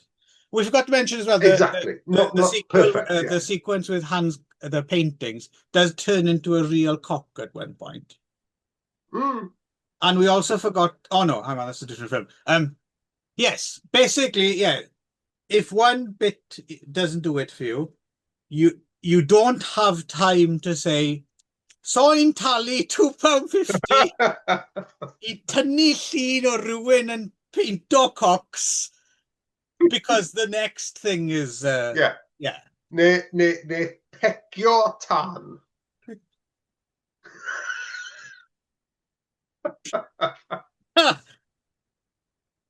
Pecio Tan might be a good name Enol. for a YouTube channel. Uh, inviting people to do there. And also, you know, memories, thoughts, and we'll see if I'm right about the fire hazard issue or not. Anyway, there we Yes. go. Wet Dreams. Wet dreams done. Now to Darren, that's the film I chose. But you, in response to the random word generated sex, what did you come up with? And also, I'm very curious because it's like I said, it's a brilliant choice actually because pretty much everything in the film is kind of about sex, so it fits perfectly. But it's certainly not. It's an oblique kind of. Most people wouldn't think sex. Oh, this film. So I'm wondering, was it an immediate response or was it something after you chewed over it or why? Anyway, what is it and why did you choose it? And let's. Okay. So I chose Todd Solondz' film Happiness from 1998, which is a film about, well, dysfunctional sex as being kind. Paedophilia features very strongly in this film, but it's episodic, but everything seems to follow after some sort of sex and some sort of inadequacy regarding sex, which um, I chose quite frankly. It wasn't instant to answer your question, so I hadn't instantly thought of this because I thought of, oh well, sex. I could choose porn. I could choose, the Right. devil in Miss Jones or something, or yeah, I could choose something like that. Okay. I could choose everything, I could choose something with sex in the title, everything you ever wanted to know about sex, etc. But actually, it occurred to me that Clive and I have very rarely, if at all, spoken about the work of Todd Solondz. Right. And I thought that would be a good topic of discussion tonight. Yes. I think everyone's just relieved that the story wasn't. I was skimming through my Nambla magazine and it occurred to me that Happiness would be the film to do. Or I was just renewing my subscription to Nambla and it came into my head that No, but I think. Well, frankly, it didn't take me long to decide, but I actually chose this as an excuse right. to talk about Todd Solondz. Yeah. Fair enough. By the way, That's I that's that's that's the top and the bottom of it. Yeah. just jumped into my head because I'm not sure if you've ever seen it, but quite an interesting little companion piece to this. Have you ever seen that documentary Chicken Hawk? No, Do you know what it is? no. It's this documentary. It was the guy between is it was it Chris Go no no wasn't something to do with threat theater video. They made this basically this documentary yeah about pedophiles and they follow this one pedophile around and it's yeah it's quite fascinating. There's like a Hmm. there's a bit where it's like a real it's like seeing the real life Bill Maplewood. Like they're following her, and there's a scene, the documentary crew and this guy, and he's very cheerful and upbeat or whatever, and they're just driving around. They stop to go into like a convenience store or something, and they come out and there's like three boys out front, like 11, 12 or something, and there's this pedophile, this self-confessed pedophile is chatting to these boys, and they're just three, pre-teen boys just talking to a bloke and awkward kids conversation. And then they get back in the car and they're driving away. And the guy's it's amazing the insight, like he's talking. Well, you could tell that when Bobby, the He 11-year-old, wanted he was it, quite or the little flirt, wasn't he? And stuff like this. And yeah, yeah, yeah, yeah, yeah, wow, this is amazing. yeah. Yeah. So yeah, Chicken Hawk. I think it was on YouTube for a while. It's Okay. pretty Yeah, yeah, yeah. interesting if you haven't seen it. Yeah. Yeah, I mean, I've seen a variety of documentaries on the topic, you know. Mm. Um, but But I this is think, just, it's just interesting seeing an unvarnished, just peek inside someone's head, you know. yeah, yeah, yeah, yeah, yeah, which is not coloured by. Not that I'm defending paedophilia here. We are not going to be Right. doing that here No, at all. we have another Um, secret channel we do that on. yeah, that's subscription based. Yes, yes. You have to send us pictures That's no, that's £50 a month. and pictures. Okay. Well, you can send Clyde pictures. You can send me the £50 anyway. Um, but yeah, but yeah, no, absolutely. What has always interested me about this or any other pathology, not that that the whole film is about No, paedophilia, by no, the no, no, way. no. But it There's a is the lot more going on striking with element paedophilia. everyone remembers, isn't it? But Yeah, while we're talking about paedophilia, what I'm particularly interested in is this um kind of the the non-confrontational presentation of pedophilia.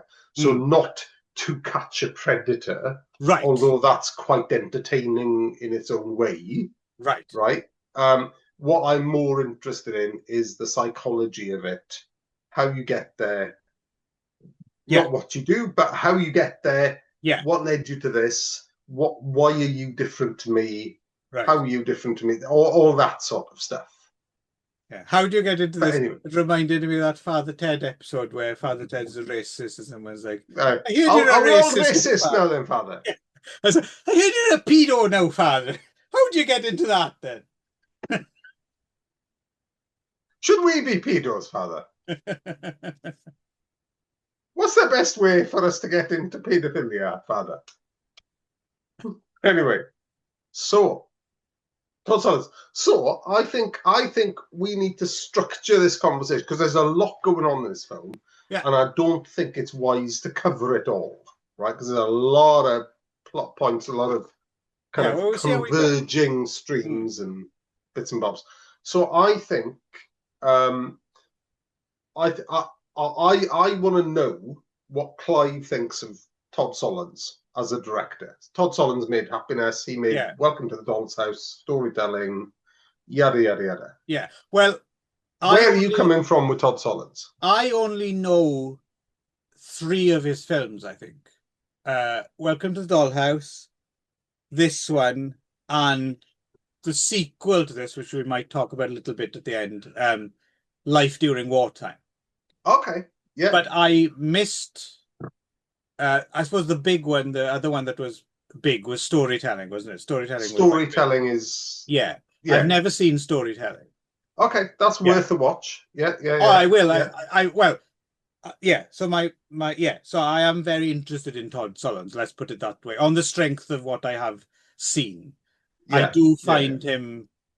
It's interesting as well watching this again. I think I might have changed my opinion. Like I think I have a slightly deeper respect for Todd Solondz than I once did because I think I've I've matured to the point where I, at least in terms of this film, and actually Welcome to the Dollhouse as well, I've always felt Todd Solondz is kind of like, and we'll get more into this when we talk about it, but I think a lot of people might not appreciate, like they think like it's so-called misery porn or something, or they'd be like, oh, why is he always, like his first feature film is called Fear, Anxiety, and Depression, right? Which is one I've not seen. Yeah. And I think some people might have him pegged as some kind of weird, miserablest kind of shock tactic kind of director. Uh, and I think maybe the first time I saw Happiness, I might not have fully understood it. But I did when I saw Welcome to the Dollhouse. I think what I appreciate about him is he's he's not that, but he's making films that address issues like they demand to be addressed, Mm. if you see what I mean. And other people Yeah, yeah, aren't addressing them, or at least they're not addressing them in this way. Like yeah, he's making these kind of savage films in some ways. And yeah, I think some people don't get it. But then again, some people, myself included, have been very lucky to have grown up without any fucked up family history. So we maybe don't, but then people who've had those experiences, I think, might appreciate a filmmaker addressing them. Do you know what I mean? yeah. I think so. I think taking it back to, if we ignore happiness for the time being and take it back to Welcome to the Dollhouse, right? Another Which very is good film. kind of excellent film, Yeah. which is not the film we're talking about, No.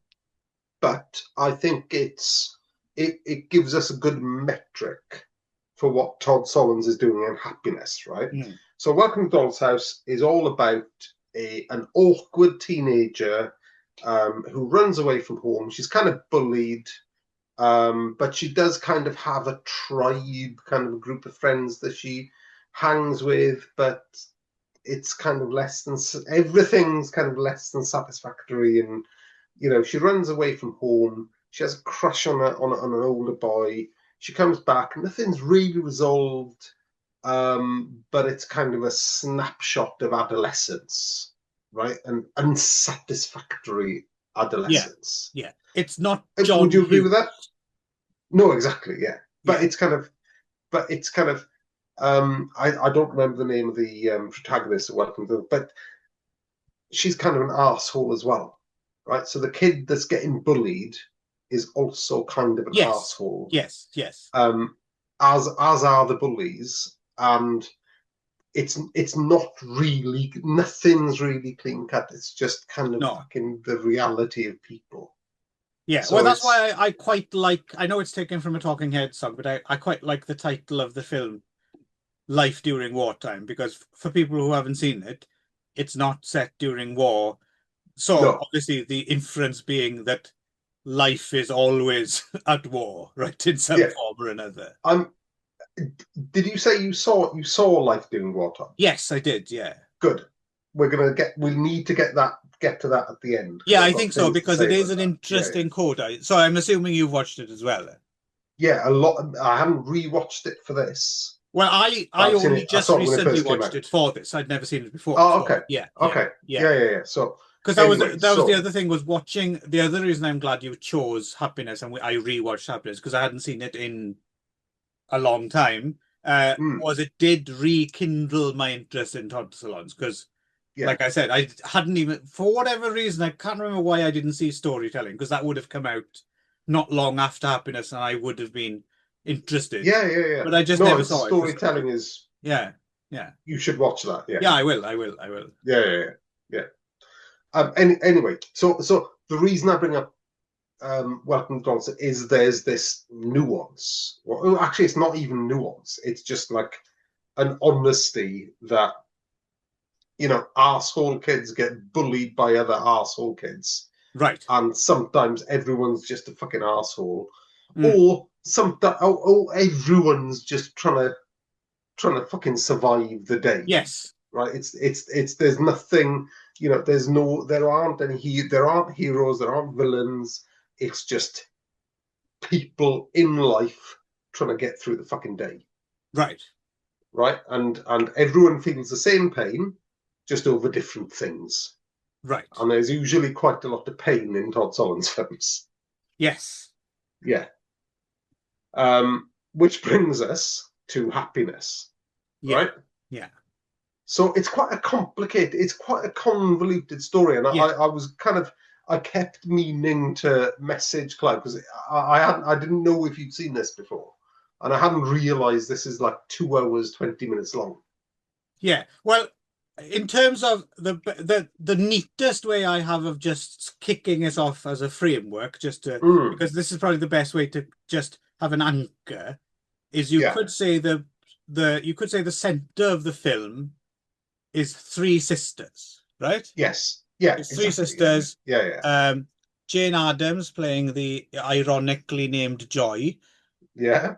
Lara Flynn Boyle, Yeah. and Cynthia Stevenson, right? Yeah. And around those and their parents played by Ben Gazzara and Louis Lasser going through a separation.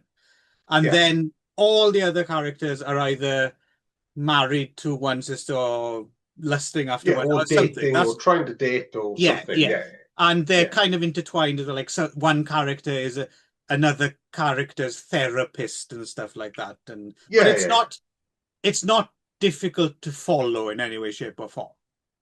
No, no, no, no. No. And it's I kept trying to make like a catchphrase out of this film and kind of failed because it's a big film, it's a huge thing. Yeah. And you know what this film is famous for is its depiction of pedophilia.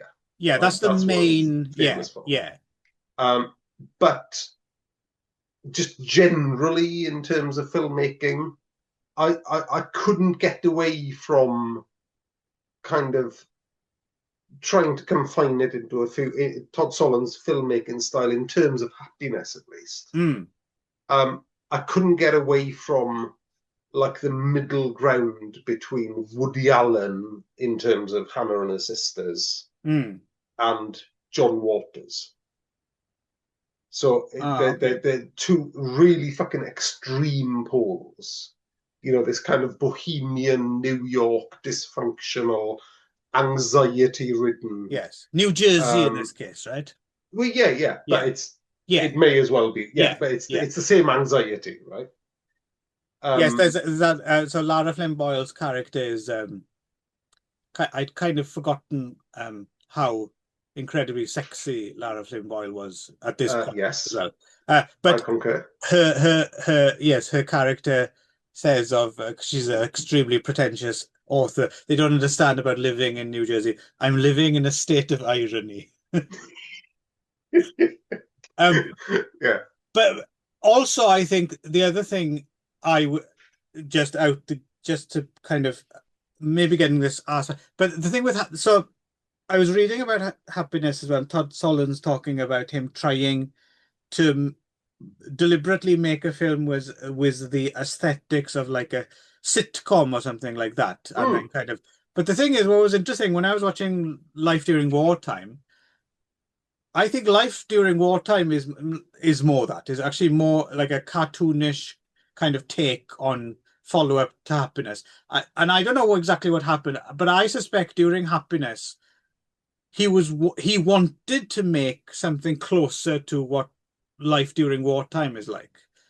But through a kind of alchemy, I think it became something more profound because yeah, because happiness, you can see bits of it in there. You can see parts of it where it is kind of just perversely just trying to push buttons, just to do that, just to see what the reaction is. But Todd Solondz actually has upped his game during the production of the film, and he has created something close to a bit of a masterpiece, actually, I think. yeah.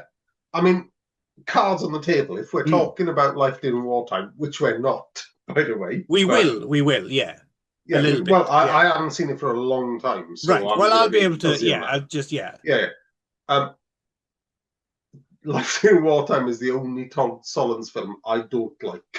Okay, I okay. I strongly dislike Life Interesting. in Wartime. Interesting. Yes. I Yeah. understand why, especially in comparison to this, but Yeah. um, Yeah. Yeah. yeah. So have you seen the entire Todd Solondz? Yes. Yeah. Okay. Yeah. Yeah. Yeah. Well, apart from the short, the anxiety, depression The thing. first one, yeah. Yeah. Yeah. That's So on YouTube, by the way, now. okay. Oh, Yeah, no, I'll get yeah. that. Yeah. Yeah. So I've seen.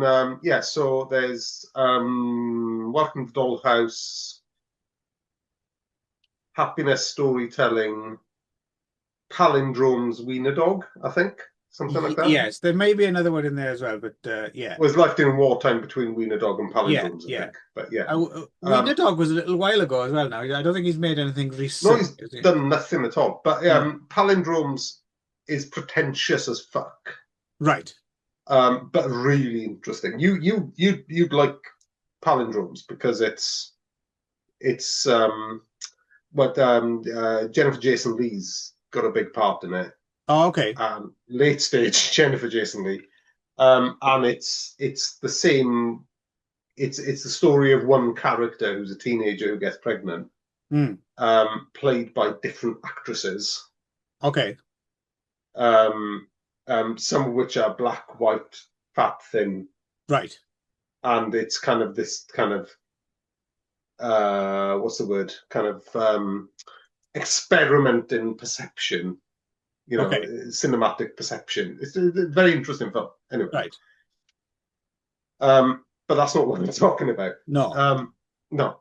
Um, so I think going back to the kind of matter at hand is that I think Todd Solondz is quite theatrical in his nature, in the same way someone like Woody Allen or Paul Anderson Mm. is actually, um, but he's pushing um, um, controversial buttons. He's Yeah. pushing kind of taboo buttons while he's doing it, which is not Right. not what his contemporaries are doing I usually. think the thing with happiness is what's really clever is the opening scene of happiness very much sets the table. Like, if you don't get on with this opening scene, turn it off because this Yeah, is the film in encapsulation. So the scene between Joy and John Lovitz's character, yeah. right? And it's basically a breakup scene.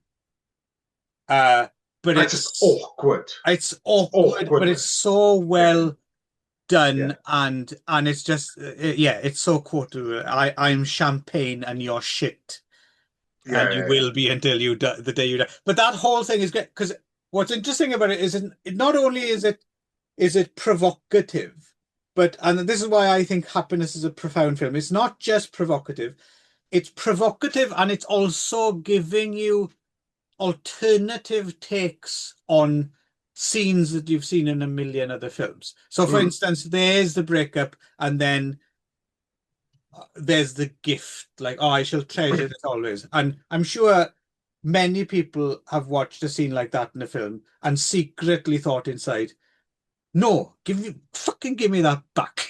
You know, Yeah, yeah, and yeah. and this film But it's actually also it's does also a it. weird gift though.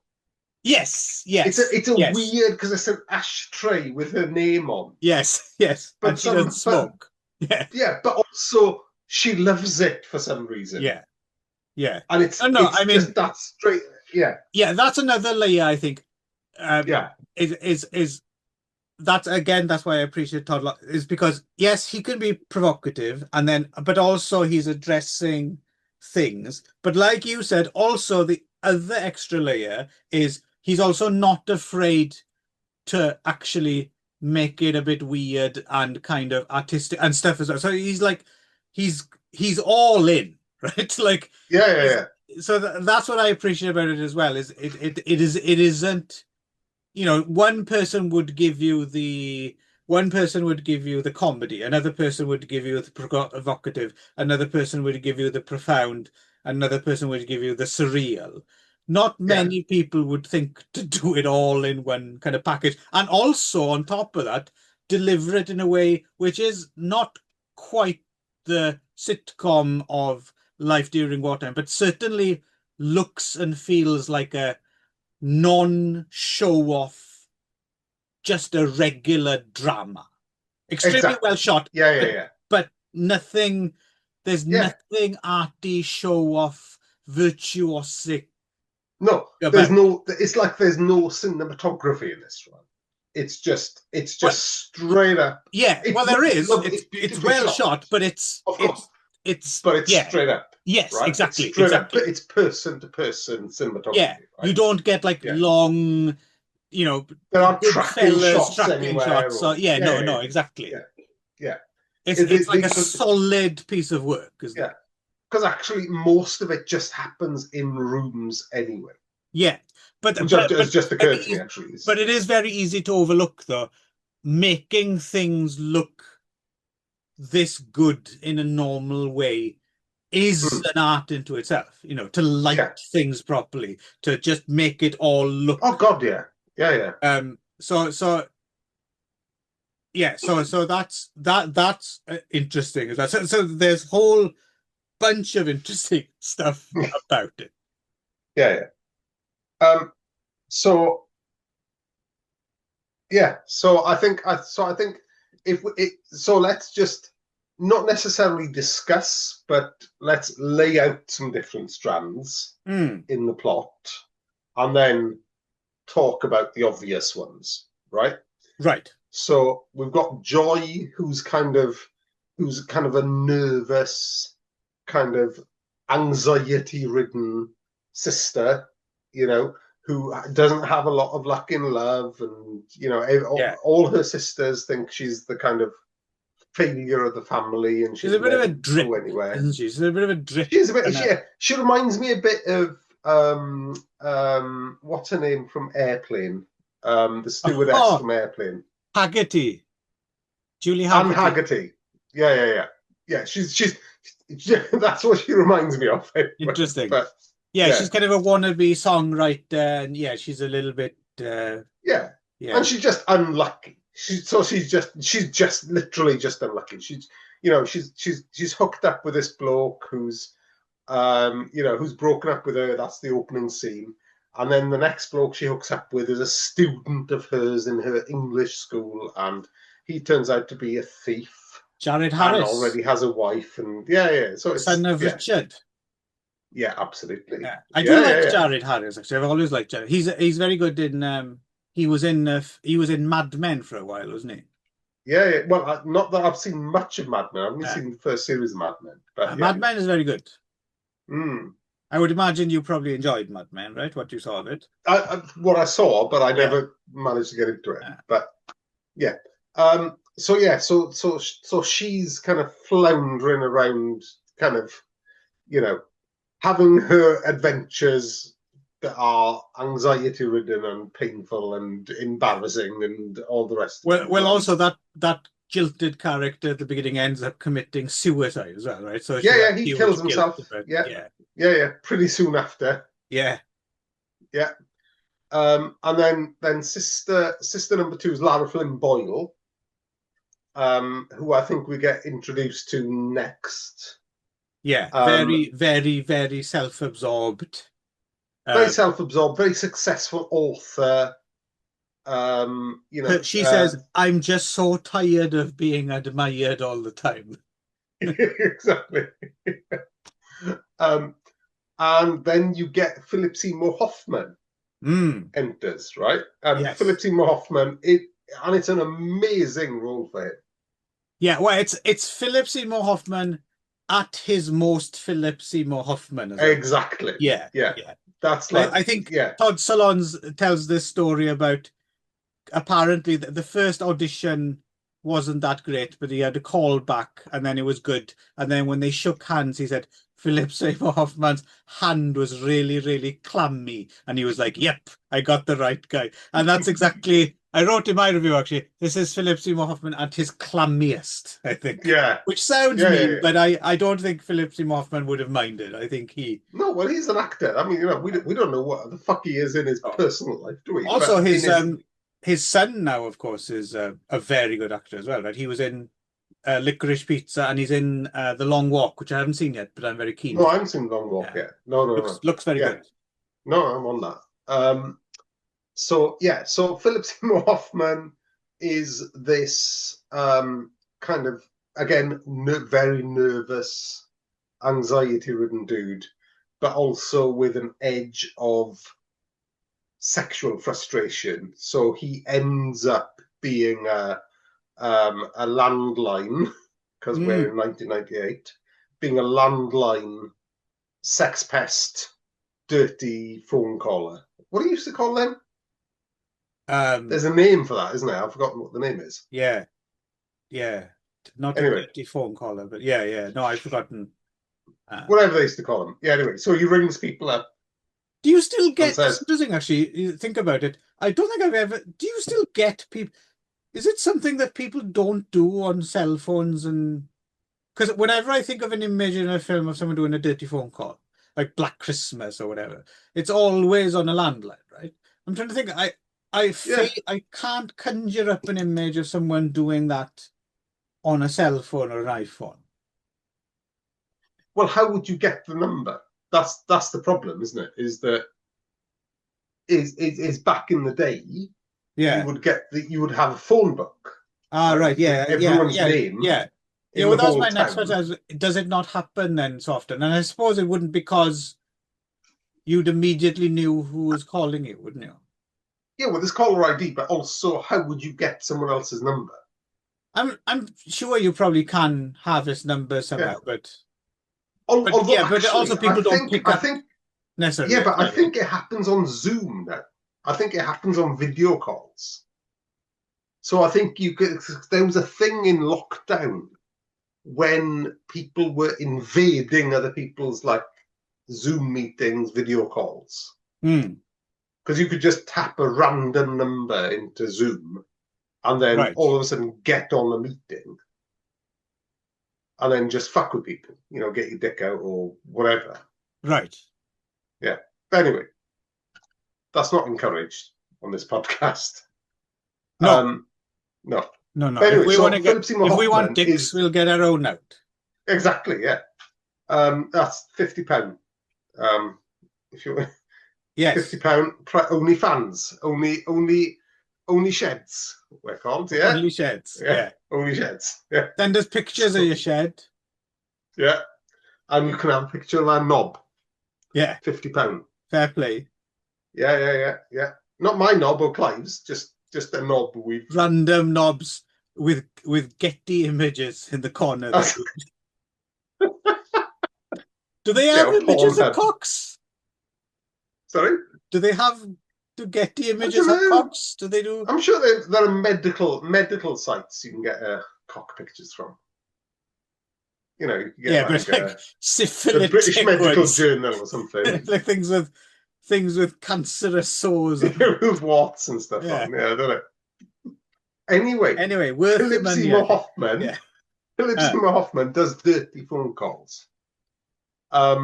And that becomes a thing as well because he's got this other neighbor. Because he's after Lara Flynn Boyle, yes. and then he eventually gets Lara Flynn Boyle, and that doesn't go well because Yeah. she wants him as Yeah, well, no, he but only doesn't because get he's dirty her. caller.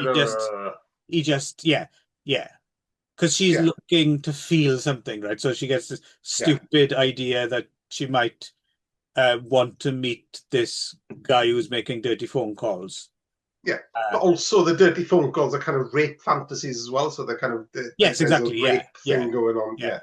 Yeah, But then, the meeting is very much, oh yeah, the kind of person who makes phone calls or has these fantasies is actually a kind of a world away from a person who actually might mm. do something like that. Do you know what I mean? They're a Yeah. very Or different. that she might be physically attracted to because she hasn't Well, thought as it well. through. But Yeah, what I mean is that's the interesting thing about the character Philip Seymour Hoffman, I think, in this film is, and we follow up with it in Life During Wartime as well. Is yes, in some ways he is. You could argue he is a sexual predator, but he is no physical threat no, whatsoever. Considering the shit that comes out of his mouth, like I'm gonna pump you until cum comes out of your ears and stuff. And it all yeah, sounds very dynamic. But I suspect he would be incapable of actually physical assault. Because yeah, and you well, think and about that's you think about the mind, you think about, right, the kind of person, right? Number one, the kind of person who would even consider actual raping someone, or whether it be on the street. But you think about this, right?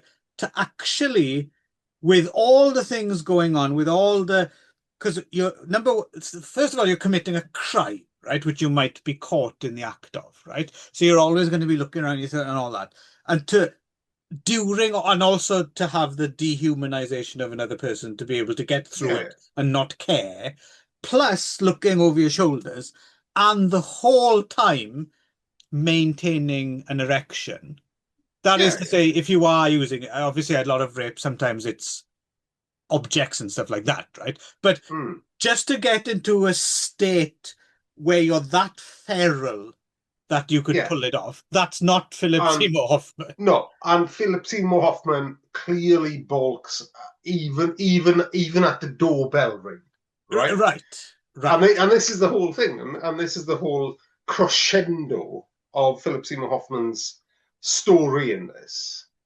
Is he gets everything he ever wanted, but she doesn't like it, and he can't do it.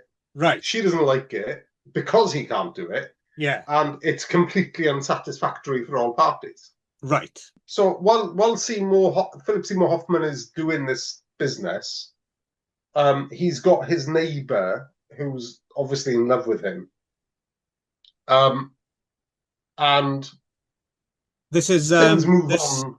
Cameron Manheim, who I often feel is kind of Yes. overlooked as one of the, but she's clearly she has her own quite big backstory, and I have to Mm. say, I think if we were nitpicking, and why not, because we're looking at this one film under the microscope. And again, I don't think it necessarily matters because I think the film overall is excellent.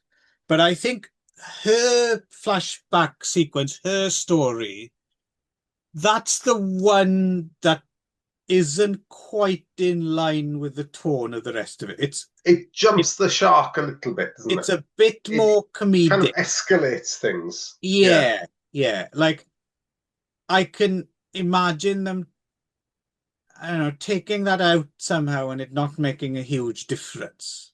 Or Yeah. actually Yeah. making a huge difference and making it a bit better. Or but like I said, at when something's this good overall, then Yeah. But it's I think what it does in service of the plot. So to and there right, laying it out, there are spoilers all over oh this yes. podcast, right? Yes. So I think probably what the Philip Seymour Hoffman neighbor plot does to the film is and it is very very useful, although it's quite fantastical. So she murders the doorman. So she knocks on his door as a means to get to know him and starts gossiping about this doorman that got murdered. It turns out that she actually murdered the doorman herself Hmm. when he tried to have his way with her. Um, um, and that's quite kind of that kind of screeches a little bit into, the kind of murder plot that is not really what this film's all about.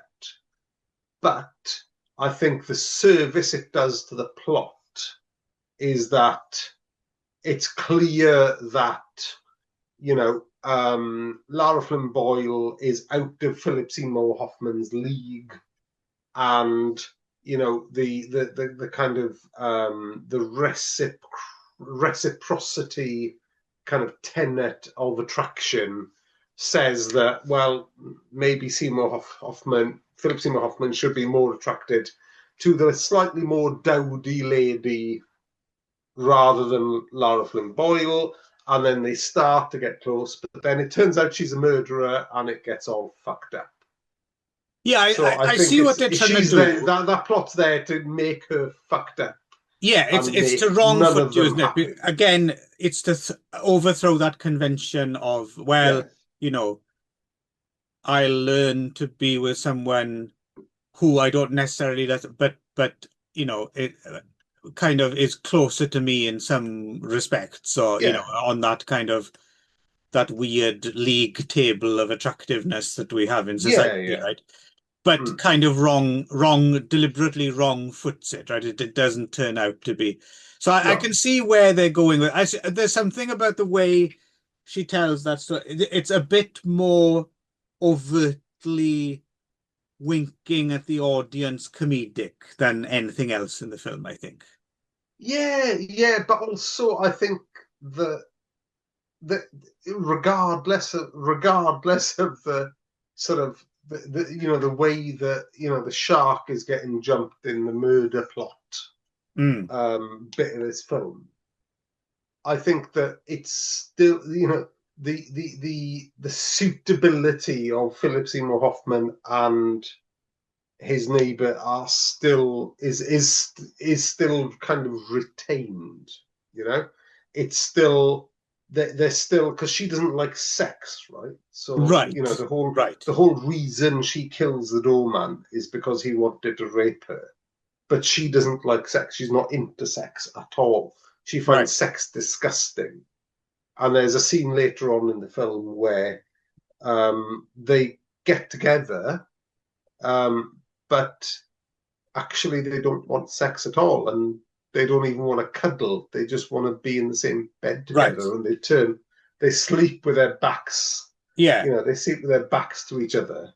I suppose the other thing about that as well, and this is definitely going to seem oversensitive, and I don't think I'm not accusing the filmmakers of this at all, but it's just an unfortunate kind of accidental thing that I think some people might take away from it as well, is the character that is murdered is also one of the few non-white characters in the film. Yeah, Right? yeah, So yeah, it's yeah. almost, these two white psychopaths in a way, kind of, because the Pedro character isn't given much agency, right? There's No, not much sympathy given towards him and at all, he's right? called Pedro, and he's very Mexican. Yes, That's exactly. the thing. And Yeah, yeah, again, yeah, I don't know, yeah. that could even be Todd Solondz being deliberately kind of, you know, Well, I think the alternative is Todd Solondz being racist, which I don't think is well, no, the the other case. the other, But or yeah, just tone deaf is also Tone maybe Deaf, yeah, maybe the most likely one. yeah, probably, yeah, Yeah. yeah, No, no, no. I don't think that. I mean, I don't know. It might be maybe tomorrow's headlines turns out yeah, Todd Solondz has joined the Proud Boys. I don't know, because there's yeah. I nothing think about yeah. So I race in think the film, so I don't know. yeah. I think the cipher that is the murdered doorman. Whilst I'm sure there are a lot of Mexican or Latino men being doormen in New York, maybe he Yes, didn't have to be such a Mexican or Latino cipher, especially as he's a bit yes. of a fucking But as rapist. we Yeah, know, yeah. Darren, they are some bad hombres. Fucking hell. Yeah, Trump said that, didn't he? That is what Yeah, I'm yeah. referencing. I don't Yeah, no, I normally know. talk No, like no, no. that. I had forgotten that with the torrent of other things that Trump said. Yeah. So anyway, so right, that's that plot out the way. So this is Mm. a long film. There's a lot of plot threads. It's not as long as our Joy, podcast. yeah, Joy gets entangled with a Russian student who's a bit of a thief and a bit of a shit, Mm. and nicks her guitar, nicks her CD player, and has actually got a wife, and he fucks her over. That's that plot thread out the Yeah. way. I mean, since we're on the subject as well, just briefly what you might think about it. Because again, we're living in a very different time now, even though it's not that long ago. Nowadays, Jared Harris wouldn't play a Russian, right? But it was perfectly acceptable then. Just seeing as we're on the Pedro Cipher thing as well, what do we think about so there's this part as well. I think some people could think of as problematic because the Vlad character is a bit of uh, macho Eastern European stereotype, isn't he? Yeah, Um, who also beats his wife, by the way. yes, yes, That's yes. yeah, yeah. And you could argue as well that the wife is a stereotype as well, right? Of a kind of a Yeah, beaten wife, but also kind of lashes out at anyone who is going to take yeah, her man away from her, right? yeah. Um, I mean, I don't think. I mean, I think they could have cut this whole subplot out or changed it to yeah. I mean, I non don't have a problem. stereotypical people, and it would have I worked. don't have a problem with it, but again, obviously, I'm not going No, to be the person taking offense. But the thing is, I read this a little, and again, I was reading a bit more into it, too much into it. But I think another thing that Todd Solondz does, and this is a good example of it, is I think he quite likes taking negative stereotypes. And again, this is why I think my guess would be his natural inclination is Todd Solondz is actually a super liberal guy, right? oh for sure, yeah, And yeah, yeah, I think part of his thing is to challenge himself and the audience is sometimes, well, negative stereotypes exist because, well, a lot of stereotypes exist because they are sometimes true, right? yeah, So I yeah, think yeah, he's taking this negative stereotype, and not only this, he does it in other examples as well, and just goes, well, what the fuck? What if I just not take my own liberal approach and try and see why? And why don't I just no, actually, let's just have a wife beating. Why not? That this does happen, right? So why not just put that in the film because these things do happen. yeah.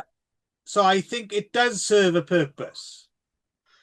Yeah, it does. Although I'm not gonna say it's not problematic. No, no, no. Well, So that's why I brought it up it's because I think it yeah, is. yeah, yeah. It is. So But yeah, no, and let's not forget how much more racist most people were in 1998. Right, this is yes, 27 years ago, 28 years yeah, ago. yeah, yeah. So things were a bit different then. Um, But Although that's still not actually an no, no, no. excuse But for but it's racism. but I think But it is balanced a little bit though, because for instance, he has that line, "Stupid Americans" at the end, uh, like kind of almost baiting that kind of sometimes. And I'm speaking as a lily-livered liberal myself. There's no, as are you. There's no doubt that sometimes there is a bit of a wish fulfillment. Can't we all just get along things on the left? Sometimes where we are blind to certain realities, yeah, right? he might be poking the bear Yeah, and on. also it's Well, nicely yeah, balanced with she's not left off the hook in this storyline because there's a very well played bit I love when they're in the taxi just before he kisses her and they go up to her room. And yeah, her level of well-meaning condescension, where she's, this might be difficult for you to understand, but yeah, yeah, in yeah, my country, yeah, women, that's so cringeworthy and yeah. beautifully played. There is a lot of, well, what you need to understand is that you're in America now, Right, and right. this is Yeah, how we yeah, do yeah, yeah, things yeah, over yeah, yeah, here. yeah, There's yeah, probably two or three other instances of that as well, yeah. isn't there? So Yeah. that's very well done. So I think that also balances it out a little bit as well. It does, and I think it's crude. I think it's crude because it was 1998. It would be very problematic if this scene was played out verbatim these days. I think I so, think, yeah, yeah. But yeah. then So I again, think I we can don't leave think it at that. Todd Yeah, Solondz would do that nowadays either. So he's, exactly. No, yeah, no, no. yeah, So, yeah, but I think yeah. Again, yeah. I'm not going to defend that, but yeah. So these are generally the kind of strands we've got. The other strand, which is the kind of here we go. fulcrum of the rest of the film and the controversy of the film, right? So the third sister And if you is want to hear about that, you have to join our Patreon page. £50 a week. Pedrion Yeah, Page. that's it. Yeah. So yeah, so there's the third sister, right? Um, Can, and can I just say as well, yeah, Cynthia Stevenson, I don't think she gets enough love as well. She plays her part so well as well that I think absolutely. it's so her character is so yeah, it's that kind of super self-righteous kind of Yeah, yeah, no, she's very, very good. I think she does get yeah. overlooked. Yeah. And and that's the thing. It's like it's this suburban environment, right? Mm, And to some degree, she's a housewife. She's just a housefrau. mm, In the American dream. But on the other side, she's like cosmopolitan and goes out for drinks with her sisters and her mum, and so she has a lot of agency within this, and yet she's completely oblivious to all the right, shit that's going on right. around her, right? So It's yeah, just I felt she was worth bringing up because we're yeah, about to be talking about the amazing Dylan Baker. I mean, Dylan Baker, that yeah. is the thing. I mean, it takes a lot to upstage Philip Seymour Hoffman, and he does it in such a quiet. But Dylan, I've always, well, since seeing this, I've always been on the lookout for him because I think he is fantastic. But yeah, his part in this is just pitch fucking perfect, isn't it? Yeah, And yeah. also, I don't know. Sean Locke used to have this great line about he didn't like it when people said an actor was very brave. It's not brave, like is what he has this line about it. What's really brave is if there was someone in the front row with like a blowgun and if they didn't like your Yeah, performance or something like yeah, that. yeah, yeah. However, with that in mind, if Yeah, we Dylan are going Baker to is talk about fucking brave performances, I mean, I can't imagine. Apparently, he says it doesn't, and he's worked since, and he's very respected actor. But I can't imagine this can't have affected his career in some way. Like someone somewhere seeing him, remembering this film in the back of their head, and kind of, I don't Well, I trust mean, this. well, yeah, but how many people saw it, right? I mean, how many? Yeah, I If they're think, casting for Game of Thrones, right? Let's say for example, right? There's yeah, a fucking, and he's up for it, and does happiness figure into that? I don't I know. can't imagine because whenever I see Dylan Baker, I think of this film, right? Hmm. And I just can't imagine that he hasn't had some not trouble being casting, and maybe he doesn't care because he goes for interesting roles. But let's say, for instance, if he ever did go through that period in a lot of actors' lives where they're like, "Oh, I'd like to do the romantic lead just one time," or I'd like to do he's not built that way anyway. But I just No, but yeah, but again, I it's bet some people have had some kind of negative reaction to him remembering this film, even if it was I don't know. subconsciously. I see Dylan Baker as a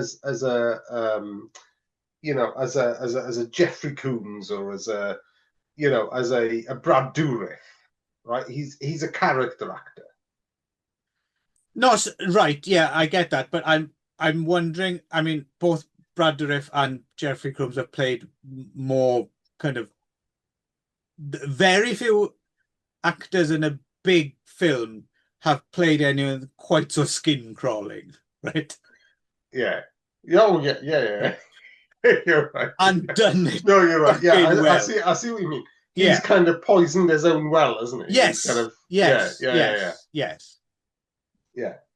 I don't know. I mean, I haven't looked at his filmography too Right. much after this, but yeah, I mean, Yeah. but Well, fucking hell, if he did play John F. Kennedy after this, so he looks a lot like John F. yeah. Kennedy, to be fair. Yeah. I tell you Yeah. what he looked like actually to me in some scenes in this, I realized when he was younger, he could have played Ian Curtis. Yeah, I can yeah, imagine yeah. him doing the Yeah, he's a bit skinny yeah, and yeah, yeah. yeah. So right, okay, elephant in the room out the way. Right. Dylan Baker, suburban husband, therapist, psychologist, Mm. just so happens to be a paedophile. Yes. Yeah, Well, not only is he a paedophile, that would be one thing, a practicing paedophile, a yeah, he's a predatory practicing paedophile. paedophile. Yeah, yeah, yeah, yeah. So and it's so there's a scene, I don't remember exactly when it is, but there's a scene with him in like the supermarket where he grabs like this teen magazine because Cool, there's a boy on the cover who's wearing shorts. cool Yeah, magazine with a K. yeah, yeah, yeah, with a K. Yeah, yeah, yeah. Yeah, And then he has a big wank about it in the car, right. in the backseat of his car, and it escalates from there. So, Well, no, um, let's go into it because I think it is worth yeah. mentioning again, spoilers. Yeah, so basically, a friend of his son's because he has and as well, he's not just a suburban dad. He's super father knows best. Well, son, kind of giving, and Oh his yeah, little yeah, boy yeah. wants He's to. dispensing all the Yeah, advice, isn't and he? his Yeah, little boy wants to come. He wants to masturbate, right? And he's asking all his questions yeah, about this and stuff. And yeah, no, he seems like extremely grounded, like boringly grounded, right? yeah, And that's again almost sit. He's almost like Hank Hill or something without the propane, right? yeah. He's pretty much Hank Hill Yeah. without the awkwardness, right? Oh Because man, he's happy to talk to his son about I'm I'm masturbation and yeah. I'm a tough man. I can put up with anything. And there is a new King of the Hill, isn't there? Is there? Yeah, it's come back. And I Oh, love King of the Hill. It would break my heart if Hank Hill turned out to be a paedophile. I couldn't get over. I no, don't even want to no. think about it. I'm don't say such things, Clive. No, no, I Bill don't even next think. door, No, yes. that's fine. Boomhauer, I'll accept Boomhauer, no problem. Right? Dale, well, Dale was always a bit. Anyway, Bill's the most likely suspect. I'd have I said can Dale was the imagine most him fucking likely. little boy in the ass while imagining it's Peggy. No, Because he's got a no, thing it's for Dale. Peggy, isn't he? No, Dale is You think the Dale? he. No, Dale. Yeah, Well, Dale he'd is have the perfect. He'd go straight into explaining how it's a conspiracy theory, right? exactly. Yeah, yeah, Yeah. because he wants the adrenochrome, right? But I'm glad I just Yeah, reminded I totally forgotten there's a new King of the Hill. I need to see that because yeah. I didn't even know yeah, that was the yeah, case. no, it's Anyway, apparent. derailed the fulcrum of the episode. Yes, no. Can I just say the one thing that'll pique your interest, and I think I'm remembering this right. In the new King of the Hill series, Hank and Peggy have been some. I think. Am I making this up, or I don't think I'm making this. They've been some. Been living somewhere like Saudi Arabia or something, What? and they're back in Allen, Texas, something Yeah, like that. yeah. I'm into it. Yeah, I'm yeah, already into it. yeah. So anyway, moving back to the to Yes, the yes. To talk paedophilia pedo and plot. pedo accessories, uh,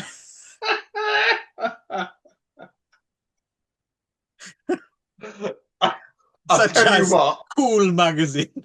I'll, Uh, I'll tell, yes. So his son's friend is coming he's around a he's a today. he's a dang old paedophile, isn't he? Yes. So he comes around and yeah, I mean, Dylan, I mean, basically drugs his entire family, Yeah, knocks them out and the little boy so he can have his way with him. And yeah, then slowly, as the film progresses, we learn that the boy's father, played well as well by Don Moran, slowly they find out and the net closes slowly while yeah, Dylan yeah, Baker's still trying to go around being sitcom dad, right? And yeah, yeah. hoping he'll get away with it. Yeah. But there's some graphic detail within this as well. Not on camera, but it's Mm. kind of I've got blood in my stool. There's a Oh, scene in the hospital. The kid's hospitalized I think that because of the the I yeah, think the gut punch for most people is the next day at breakfast and kid suddenly throws up, Throws right? up. And you're like, Yeah, yeah, yeah, yeah, holy fuck, what happened? yeah, yeah, yeah. And then the day after, when the police are after him, Yeah. then the little kid, the 5 or 6 year old kid who's part of the family, pretends to throw up, just Yes, like the kid yes, who was yes. just raped. No, And yeah, it's and again, talking about the salon's layering as well, is what's brilliant about it is so he does that thing so as well. So have you ever seen the remake of Lolita with Jeremy Irons? I did. Yeah, I did see that. Yeah. Yeah. Obviously nowhere near as good as the Kubrick Mm. film. Yeah. However, the one thing I do like about two things I like about the remake is I understand they couldn't do it in 1962 and couldn't get away with it. The thing they don't do in the Kubrick film is they never really put you inside Humbert's head in terms of um his infatuation. Mm. What they do in the remake, the Adrian Lyne remake, is they do kind of eroticize the Lolita character through the eyes of Humbert, Mm. which I think is a, a bold and a good move. The other thing that's Yeah. brilliant about Lolita 1997 or whatever it is the casting of Jeremy Irons is Yes. actually the perfect Humbert, and it's a shame he's not in a better Lolita film. Agreed. Yeah. But what they Yeah. do here, like that, there's a few scenes where Dylan Baker's gazing at this boy, and they're Yeah. through his eyes, right? And there's a scene early on where the kid is in pajamas and he's Yes, kind of adjusting he's just yes, adjusting himself and his yeah, buttocks and yeah. And also, yeah. that whole again, it's one thing, okay, but Todd Solondz plays that scene almost like a Hitchcock suspense scene. Oh, oh, are you Well, not gonna eat? is he gonna eat the Are you fucking going to eat your drugged food? sandwich? And Yeah. also the layering of the Nintendo noises and everything, and the Yeah. and everything. It because it's and you're thinking, and it's really because and you're thinking, what the fuck? Am I willing this boy to eat the sandwich? You're No, kind that's of. the thing. Yeah, yeah. It's So so well he's done. so he's drugged his whole family with chocolate mousse, basically, right? Yeah, That's what he's done. He's made a chocolate mousse. He's put a load of fucking pills in it, and his wife, his kid, everyone else is asleep. yeah, But this kid, who he wants to conquer, yeah. is awake, and he won't eat anything. Now, I wouldn't Yeah, go so far as to say as we're rooting for him. we're not clearly not rooting for However, him. this is a piece of shit, right? He's just drugged his whole family and he's planning to do this horrendous thing. Yeah, And we're definitely, at least in his head, we're trying to reach his goal. Not rooting for him, but just no, no, no. we're on board to see, like, is he going to be able to pull this Yeah, off? yeah. What happens? Yeah, yeah. And that's a masterful bit of filmmaking. I Yeah, mean, but also even in the end game, right? Even after the kid's been hospitalized and has been brutalized, physically brutalized by a paedophile, right? mm, And after his jock dad has threatened to kill mm, this horrible paedophile, mm, who incidentally there's another thing. There's another little plot point in this paedophilia plot, right? That's never resolved and never clarified, mm. right? So there's his youngest son says, Yes. "Oh yeah, my friend, his parents are on holiday, Oh, yes, and yes, he's allowed to stay in his house yes, without any supervision." yeah, And dad clearly fucking goes there. yes. And then the kid doesn't check into school the Yeah, well, next day. yeah, I think it is. I think it is quietly resolved. I think it does spell out because that's why they call him a serial rapist, right? Yeah, but where's the kid though? because the kid Oh, didn't check into school.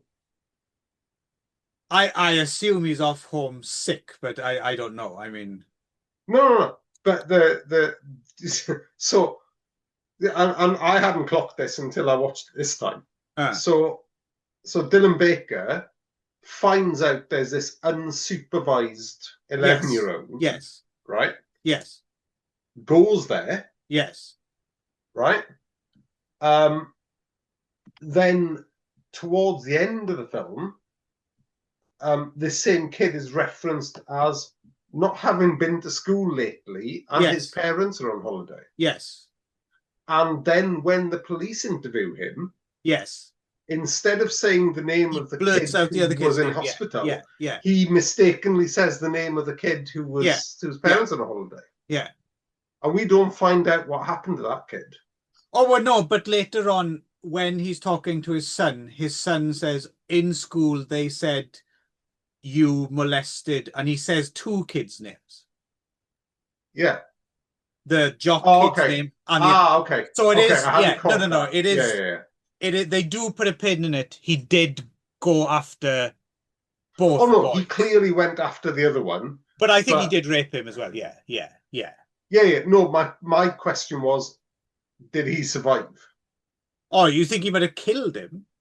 Yeah. Oh, I hadn't thought about that. No, Because no, he's no. not a So murderer, right? But no, he's not clearly not murderer, uh, but well, he put a kid in hospital. He may inadvertently murder people, right? Um, but yeah, it seemed to me that the other unsupervised kid, yeah, who's the same kid who's got the 11-inch penis, right, who knows how to masturbate, right. who his dad's gone after, Yeah.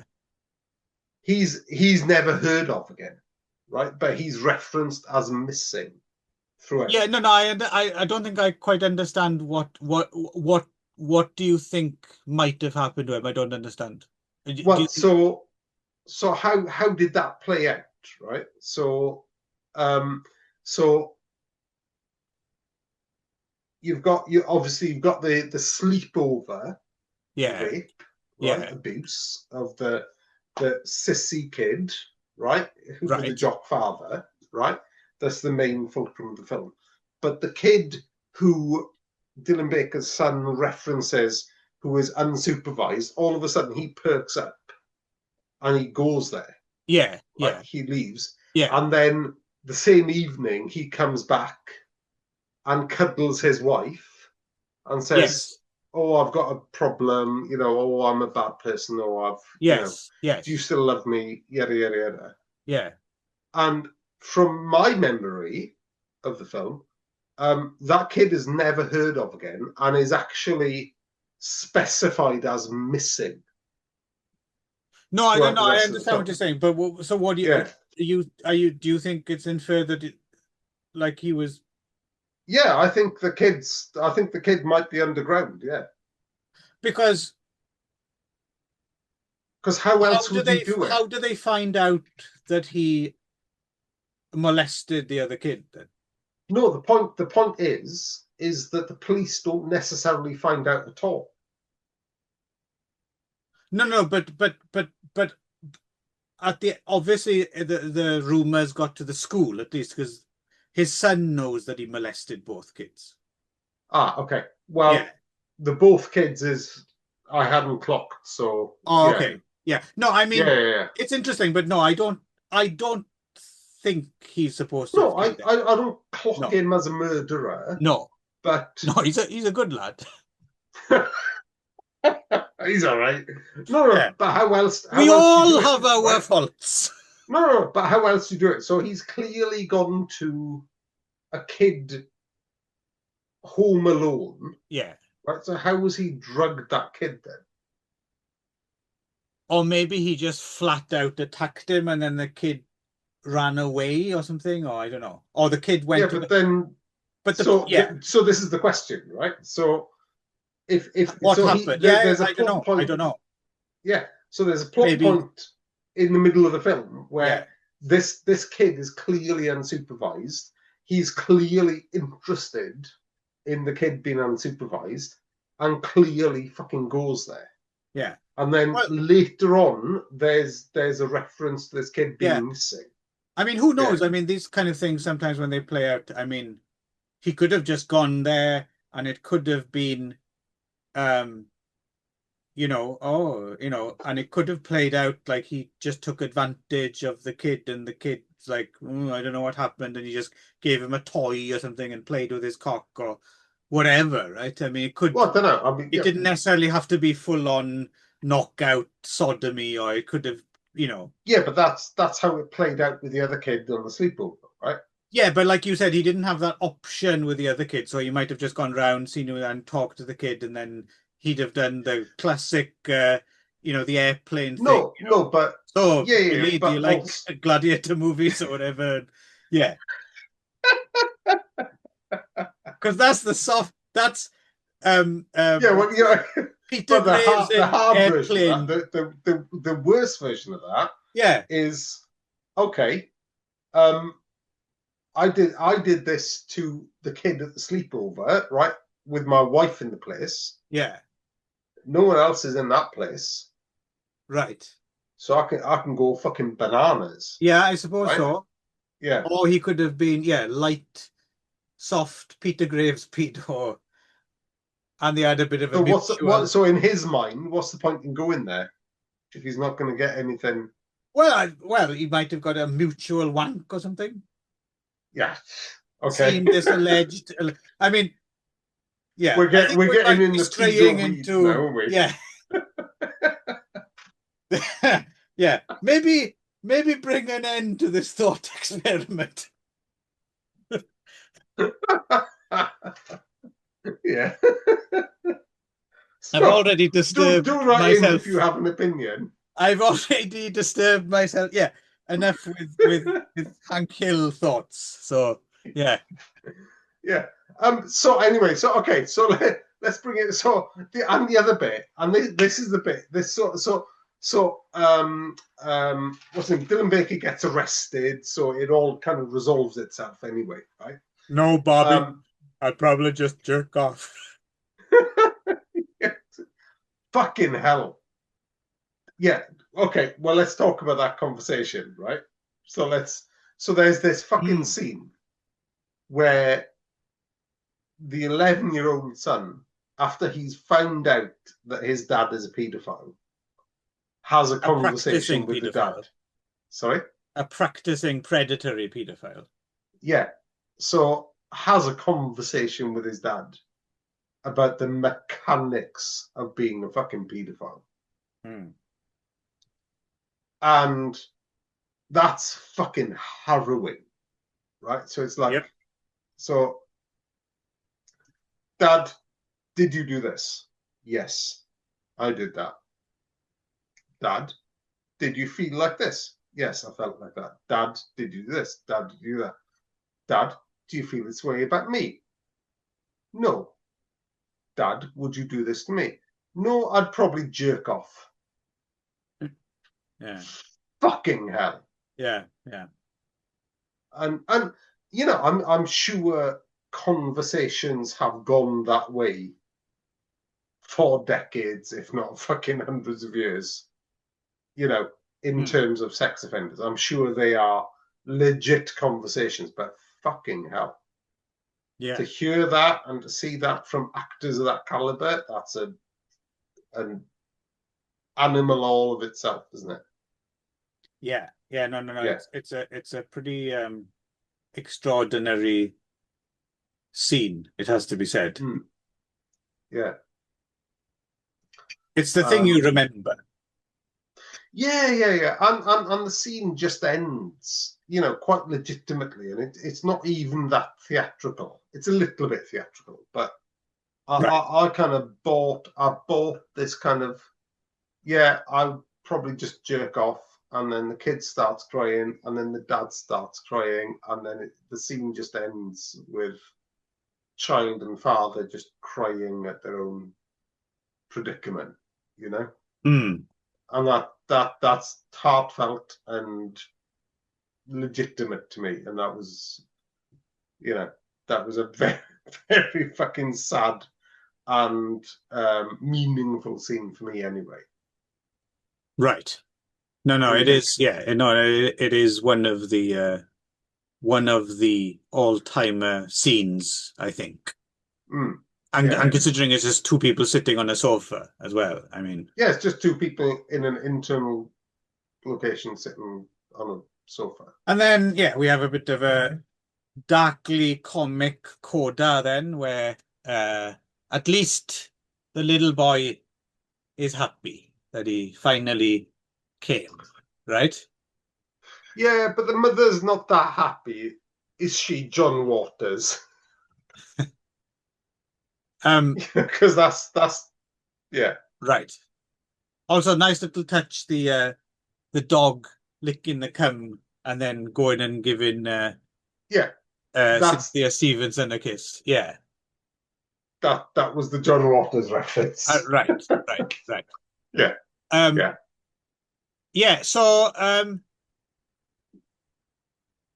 I mean, no, I mean it is a great film, I think, and I was glad to watch it again because I hadn't seen it for a very, really long time. And well, yeah, do you have any kind of overall thoughts on it? Like watching it again, was there anything new? Like I said, I think this time my big take was I think first time I saw it when I was much younger, even though I did appreciate it and I did appreciate Welcome to the Dollhouse, I was slightly more in the camp of um oh, I feel this Todd Solondz might be, a bit of an edge lord. Um, whereas this time, I maybe because I've got a bit more lived experience and I meet other people, and like I said, I realize how much of a bubble I was. I had a cousin visiting Tokyo recently, and we were talking about this as well. Like we, it's funny the older we both get because we were both lucky enough to grow up in very happy families, and you when you grow up in a happy family, you really do think this is the norm. Most families are like this, and a few families are dysfunctional. And then the older I get, and the more, and even when I was a kid, you had other, and then you think, oh, that's just their family being a bit weird. And then the older I get, the more people I really realize how lucky I was to have grown up in a very nice, living environment. And there are more people out there with a lot more resentments and hang-ups and baggage from not necessarily full on dysfunctional, but just weird or and families out there than you might think. And and for those in more extreme examples, I think they need Todd Solondz movies because no one else is speaking to them, and no one else is speaking to them in a non-condescending way. Do you know what I mean? Like you get movies about issues, but they're always they're often a little bit sappy, or they're a little bit. yeah, And I don't know yeah. what Todd Solondz's own upbringing is at all. I don't know if he's even spoken about it. I don't know if it is, or maybe he grew up in an idyllic, but for whatever reason, he does have a direct line through to, just people who would appreciate to see an, alternatives to what you usually get, but delivered like in a non-judgmental and non-sappy, just kind of. Do you know what I mean? Like, Oh, for I think sure. it's Yeah, I yeah, think it's a fucking yeah. it's an obligation and an imperative sometimes that you make stories like this and not overlook. Yeah, and the stories don't have to. Perversely, this this story doesn't have to be about paedophilia, right? No, Because there's 2.5 hours of this, and probably there's 40 minutes of this devoted to paedophilia, and just as much of this film is devoted to joy and her inability to Right. work out, what that, in essence, Sex in the City, right? Mm. So Yeah. Joy's story is in essence Sarah, what's her name? Jessica Sarah Parker. Jessica Parker's story, and that's essentially it, right? Her Right. apartment's too Right. small. Her boyfriend, she can't get a job. She can't get a boyfriend. Her boyfriend steals from her. It's a bit more edgy than Sex in the City, but Yes. Yes. that's that's essentially that, and equal time is committed to that as it is to the Right. child that's been raped, right? Right. But I don't feel that there's another film that certainly I've seen that's got into the head of an abuser, um, than this has. Well, And yeah. yes, it's a sympathetic portrayal. I think you can say that. Yeah. But no, I can't think of another film or another portrayal anywhere that has actually sort of not maybe sympathize necessarily, but just kind of made me understand that um, pedophiles, abusers in general, are also human beings with background and Yeah. They families and don't. that They sort of don't. thing. Yeah, Yeah. They're not. They don't come on advertised as monsters, right? Like exactly. Yeah, you're not yeah. gonna spot one. No, no, no, no. And I think a good comparison to this. I think so. So I'm without harp getting my fucking you know violin out. Mm. I'm a child who was experienced some abuse in his childhood, right? Mm. Um, my childhood. Don't know why I was talking to the third person there, but anyway, I'm a child who experienced some abuse in my childhood. Anyway, um, um, and one of the cathartic things I like to watch is the stuff that Shane Meadows puts out, Ah. right? Yeah. Yeah. Right. So something like This Is England, right, which I think is the magnum opus of Mm. Shane Meadows, right? It's a very different animal. So Yes. if you compare Dylan Baker to any of the abusive characters in any of Shane Meadows' Mm. films, right? And Shane Or Meadows um. is Or very Ray Winston and Nil by Mouth is another good Ray example. Winston, Little by Yeah. Mouth. Yeah, Another great film. Ken Loach, anything Ken Yeah. Yeah. Loach has done, frankly. Um, somehow, somehow, Todd Solondz has humanized these people, has managed to humanize these people better than any of those directors that we've mentioned. Even They're though those are still good versions as well, but they're absolutely, yeah, yeah, yeah, yeah, yeah. yeah. No, but somehow, although this is pure fucking evil that we're looking at, right? In terms of Dylan Baker's behavior, Yeah.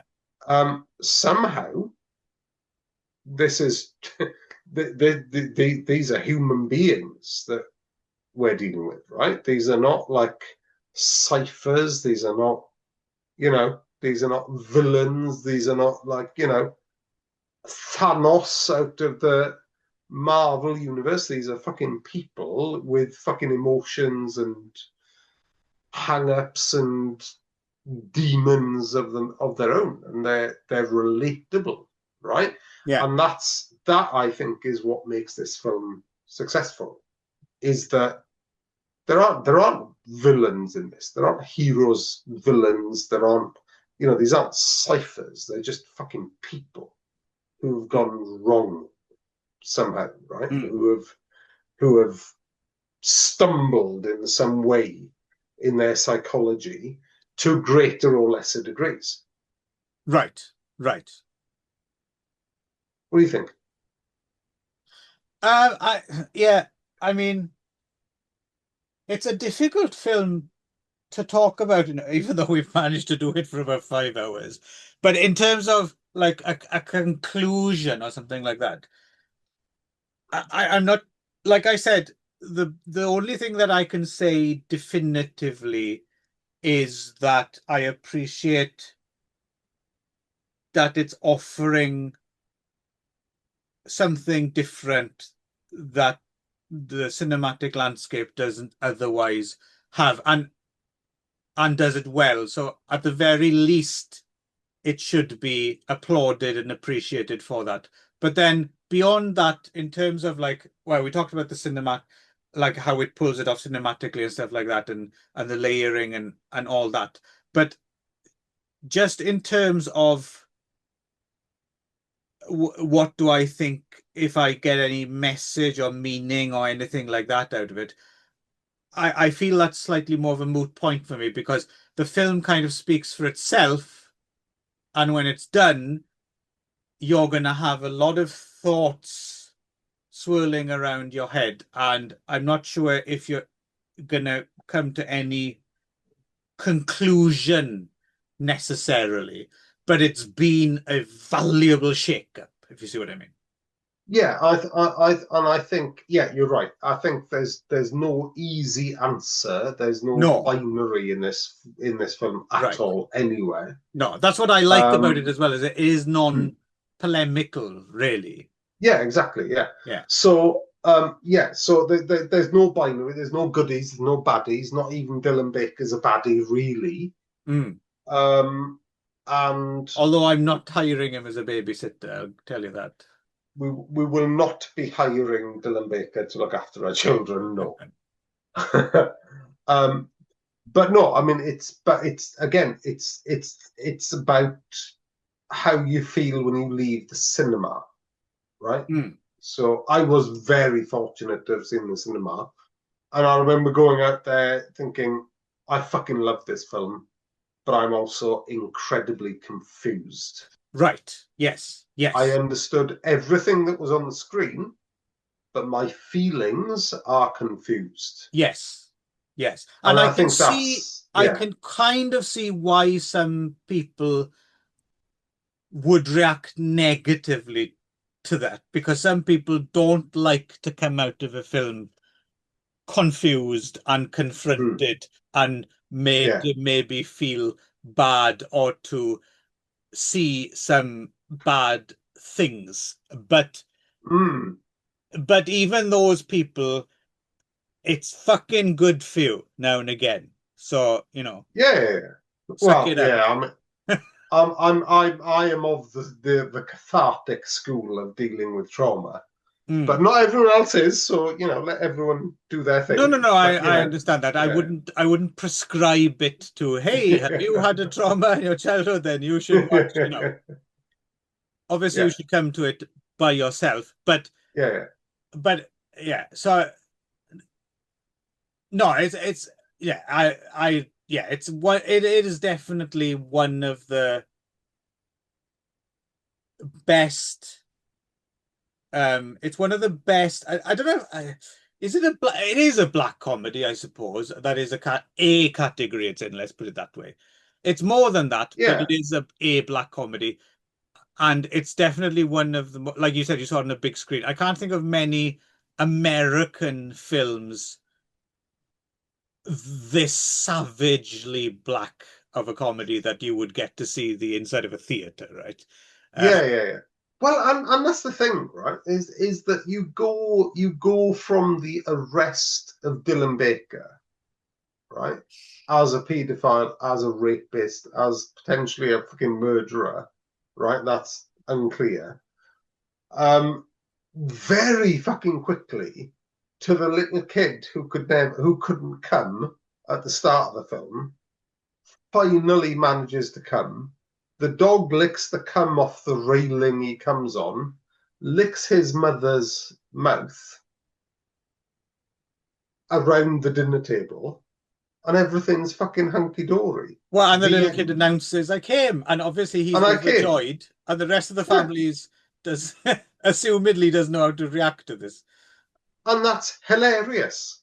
I remember laughing Yeah, out yeah, yeah. loud It when is they funny. saw Yeah, it. yeah, yeah. And that's where I'm that's part it's not wholly, but that's partly where I'm getting the kind of John Waters influence from. Oh, okay, okay. I mean, There's I a would, there's an exhibitionist yeah. Well, sickness kind of, I would yeah. even go so far as to say, and I don't know if this is in dodgy territory, maybe, but I would go so far as to say as that even that I'd probably just jerk off as kind of as much as that rips your heart out and is devastating and tragic and also very It's honest. still It funny. is kind of funny.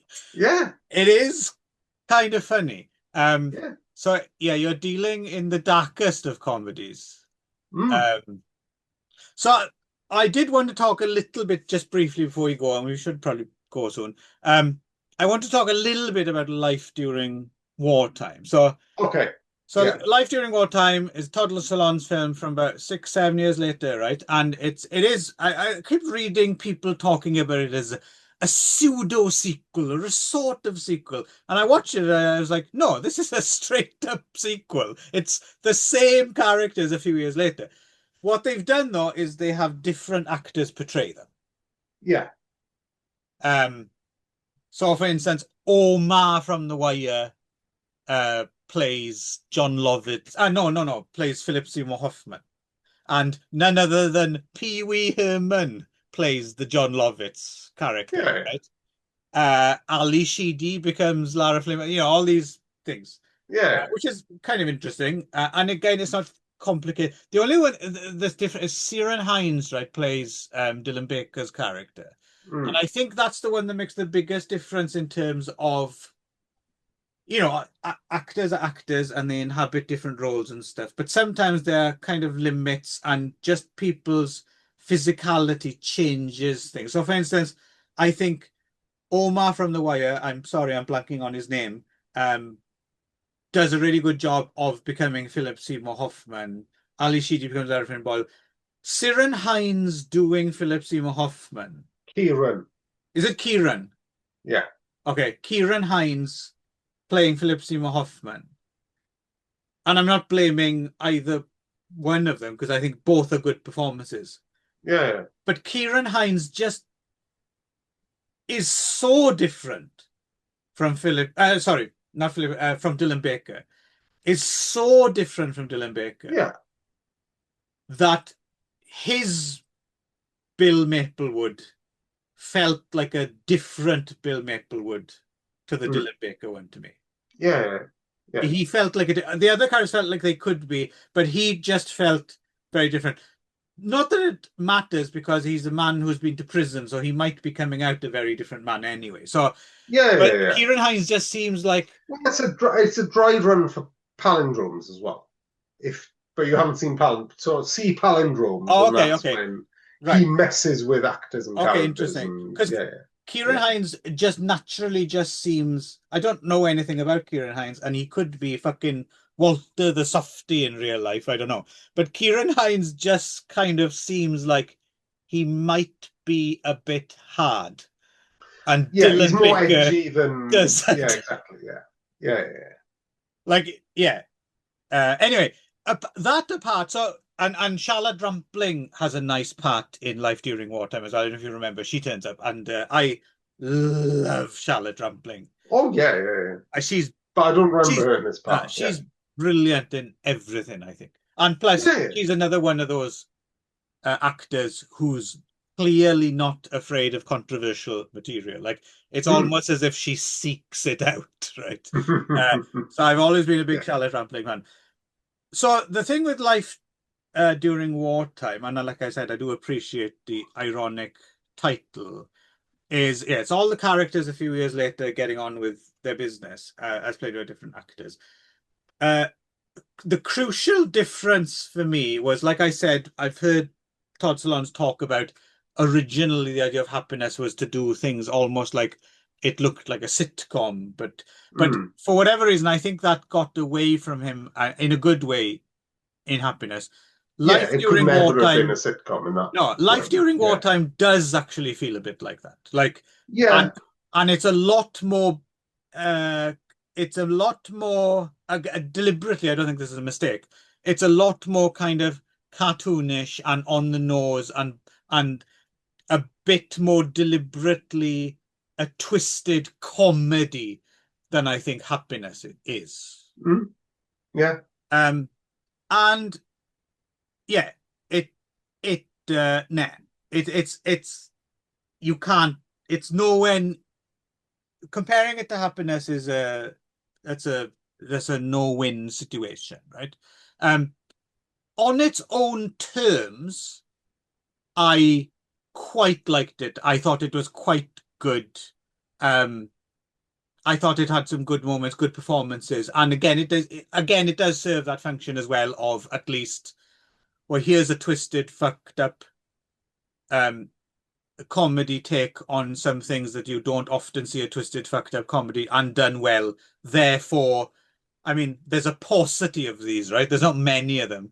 So, Yeah. But yeah, also, is it not the case that the job was done with Happiness? Is there not? Is it not flogging a bit of a dead I horse? think You this think is doing a different job.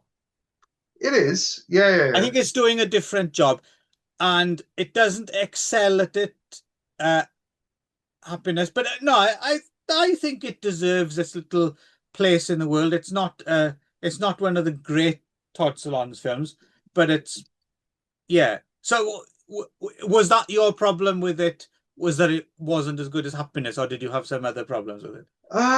Yeah. I think in honesty, I don't think I've seen it since it came out. So Right, when it came out, I rushed to see it, right. and I haven't seen it since. So that So could be part of the problem is that rushing to see it and yeah, absolutely. yeah, Yeah. yeah. So I'm always going to see it in the context of Happiness, which is probably my favorite Todd Solondz film, Right. which I hold in very high esteem. Yes. But and I was very disappointed by it. But in honesty, I think it's been at least a decade since I've seen it, and I didn't watch it again for this show. Yeah. So I can't really say. I think I can't really describe.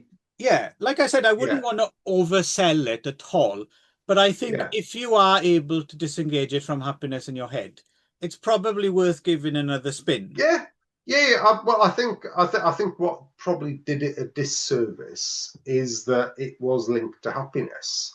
So Yeah, I had probably a certain expectation of that, and right. if it went screwball comedy with it, Mm, then excellent job. But that's right. not what I was expecting. I may not have been mature enough to have assimilated Yeah. that, No, no, So, it's but it's been too long since I've seen it, yeah. so I can't It, say I it's dislike it. Yeah. it's definitely huffing on the fumes of Happiness, but I think sometimes I think that's worth doing when there's something is so good and Mm, there's a little bit of milk left or a little bit sometimes it's worth doing. Like I suspect, again, not wanting to speak for someone else, I suspect from the beginning Todd Solondz didn't expect this to be anywhere near as good as Happiness. I think it was just, mm. oh, there's this kind of there it's let's just give it a go, let's try it as an Yeah, experiment, and yeah, some good came out of it. It's nowhere good as, but you can't always make an actual yeah. I know, bad but film. it's like, would you have? How would you feel about Hannah and her sisters or Sleeper if there was a fucking sitcom made out of it? You know, Well, I've not would seen Hannah and her sisters, but Sleeper, no, I, I think I would enjoy. okay, Yeah. Planet of the Apes. Well, there have been endless Planet of the Apes rip, and Yeah, we did but Time of the Apes, well, right? of course we Yeah, did Time of the and I'm Apes, glad but that exists, yeah, even though I and wouldn't say it's anywhere although near it's a as good. different animal, Yeah. it's not as good, really, No, no, is it? no. But I'm not. What I'm Yeah. saying is, it doesn't have to be as good. It's interesting in No. its own right. Yeah. Yeah. But is it also flogging a dead horse? Is it also No, I don't think it is. I don't think going it is. back to a well that's already No, I don't been? think so, because I think Life During Wartime is trying, like I said, I think it's trying something a bit different. Like it's a Okay. different take on it. No, that's So fine. yeah, I need to see it. I haven't seen it for at least a decade. So yeah. yeah, no, no, I, I appreciate a noble kind of Okay. failure, you know. Uh, Yeah. yeah. Okay. So next time it's going to be Oh, it's the exciting part of the show. no, no, Right. no, no. Well, before that, I was going to suggest. So next time we need to work out how to say wiener dog and storytelling on a double bill. Okay, but we're not going to do it for this though.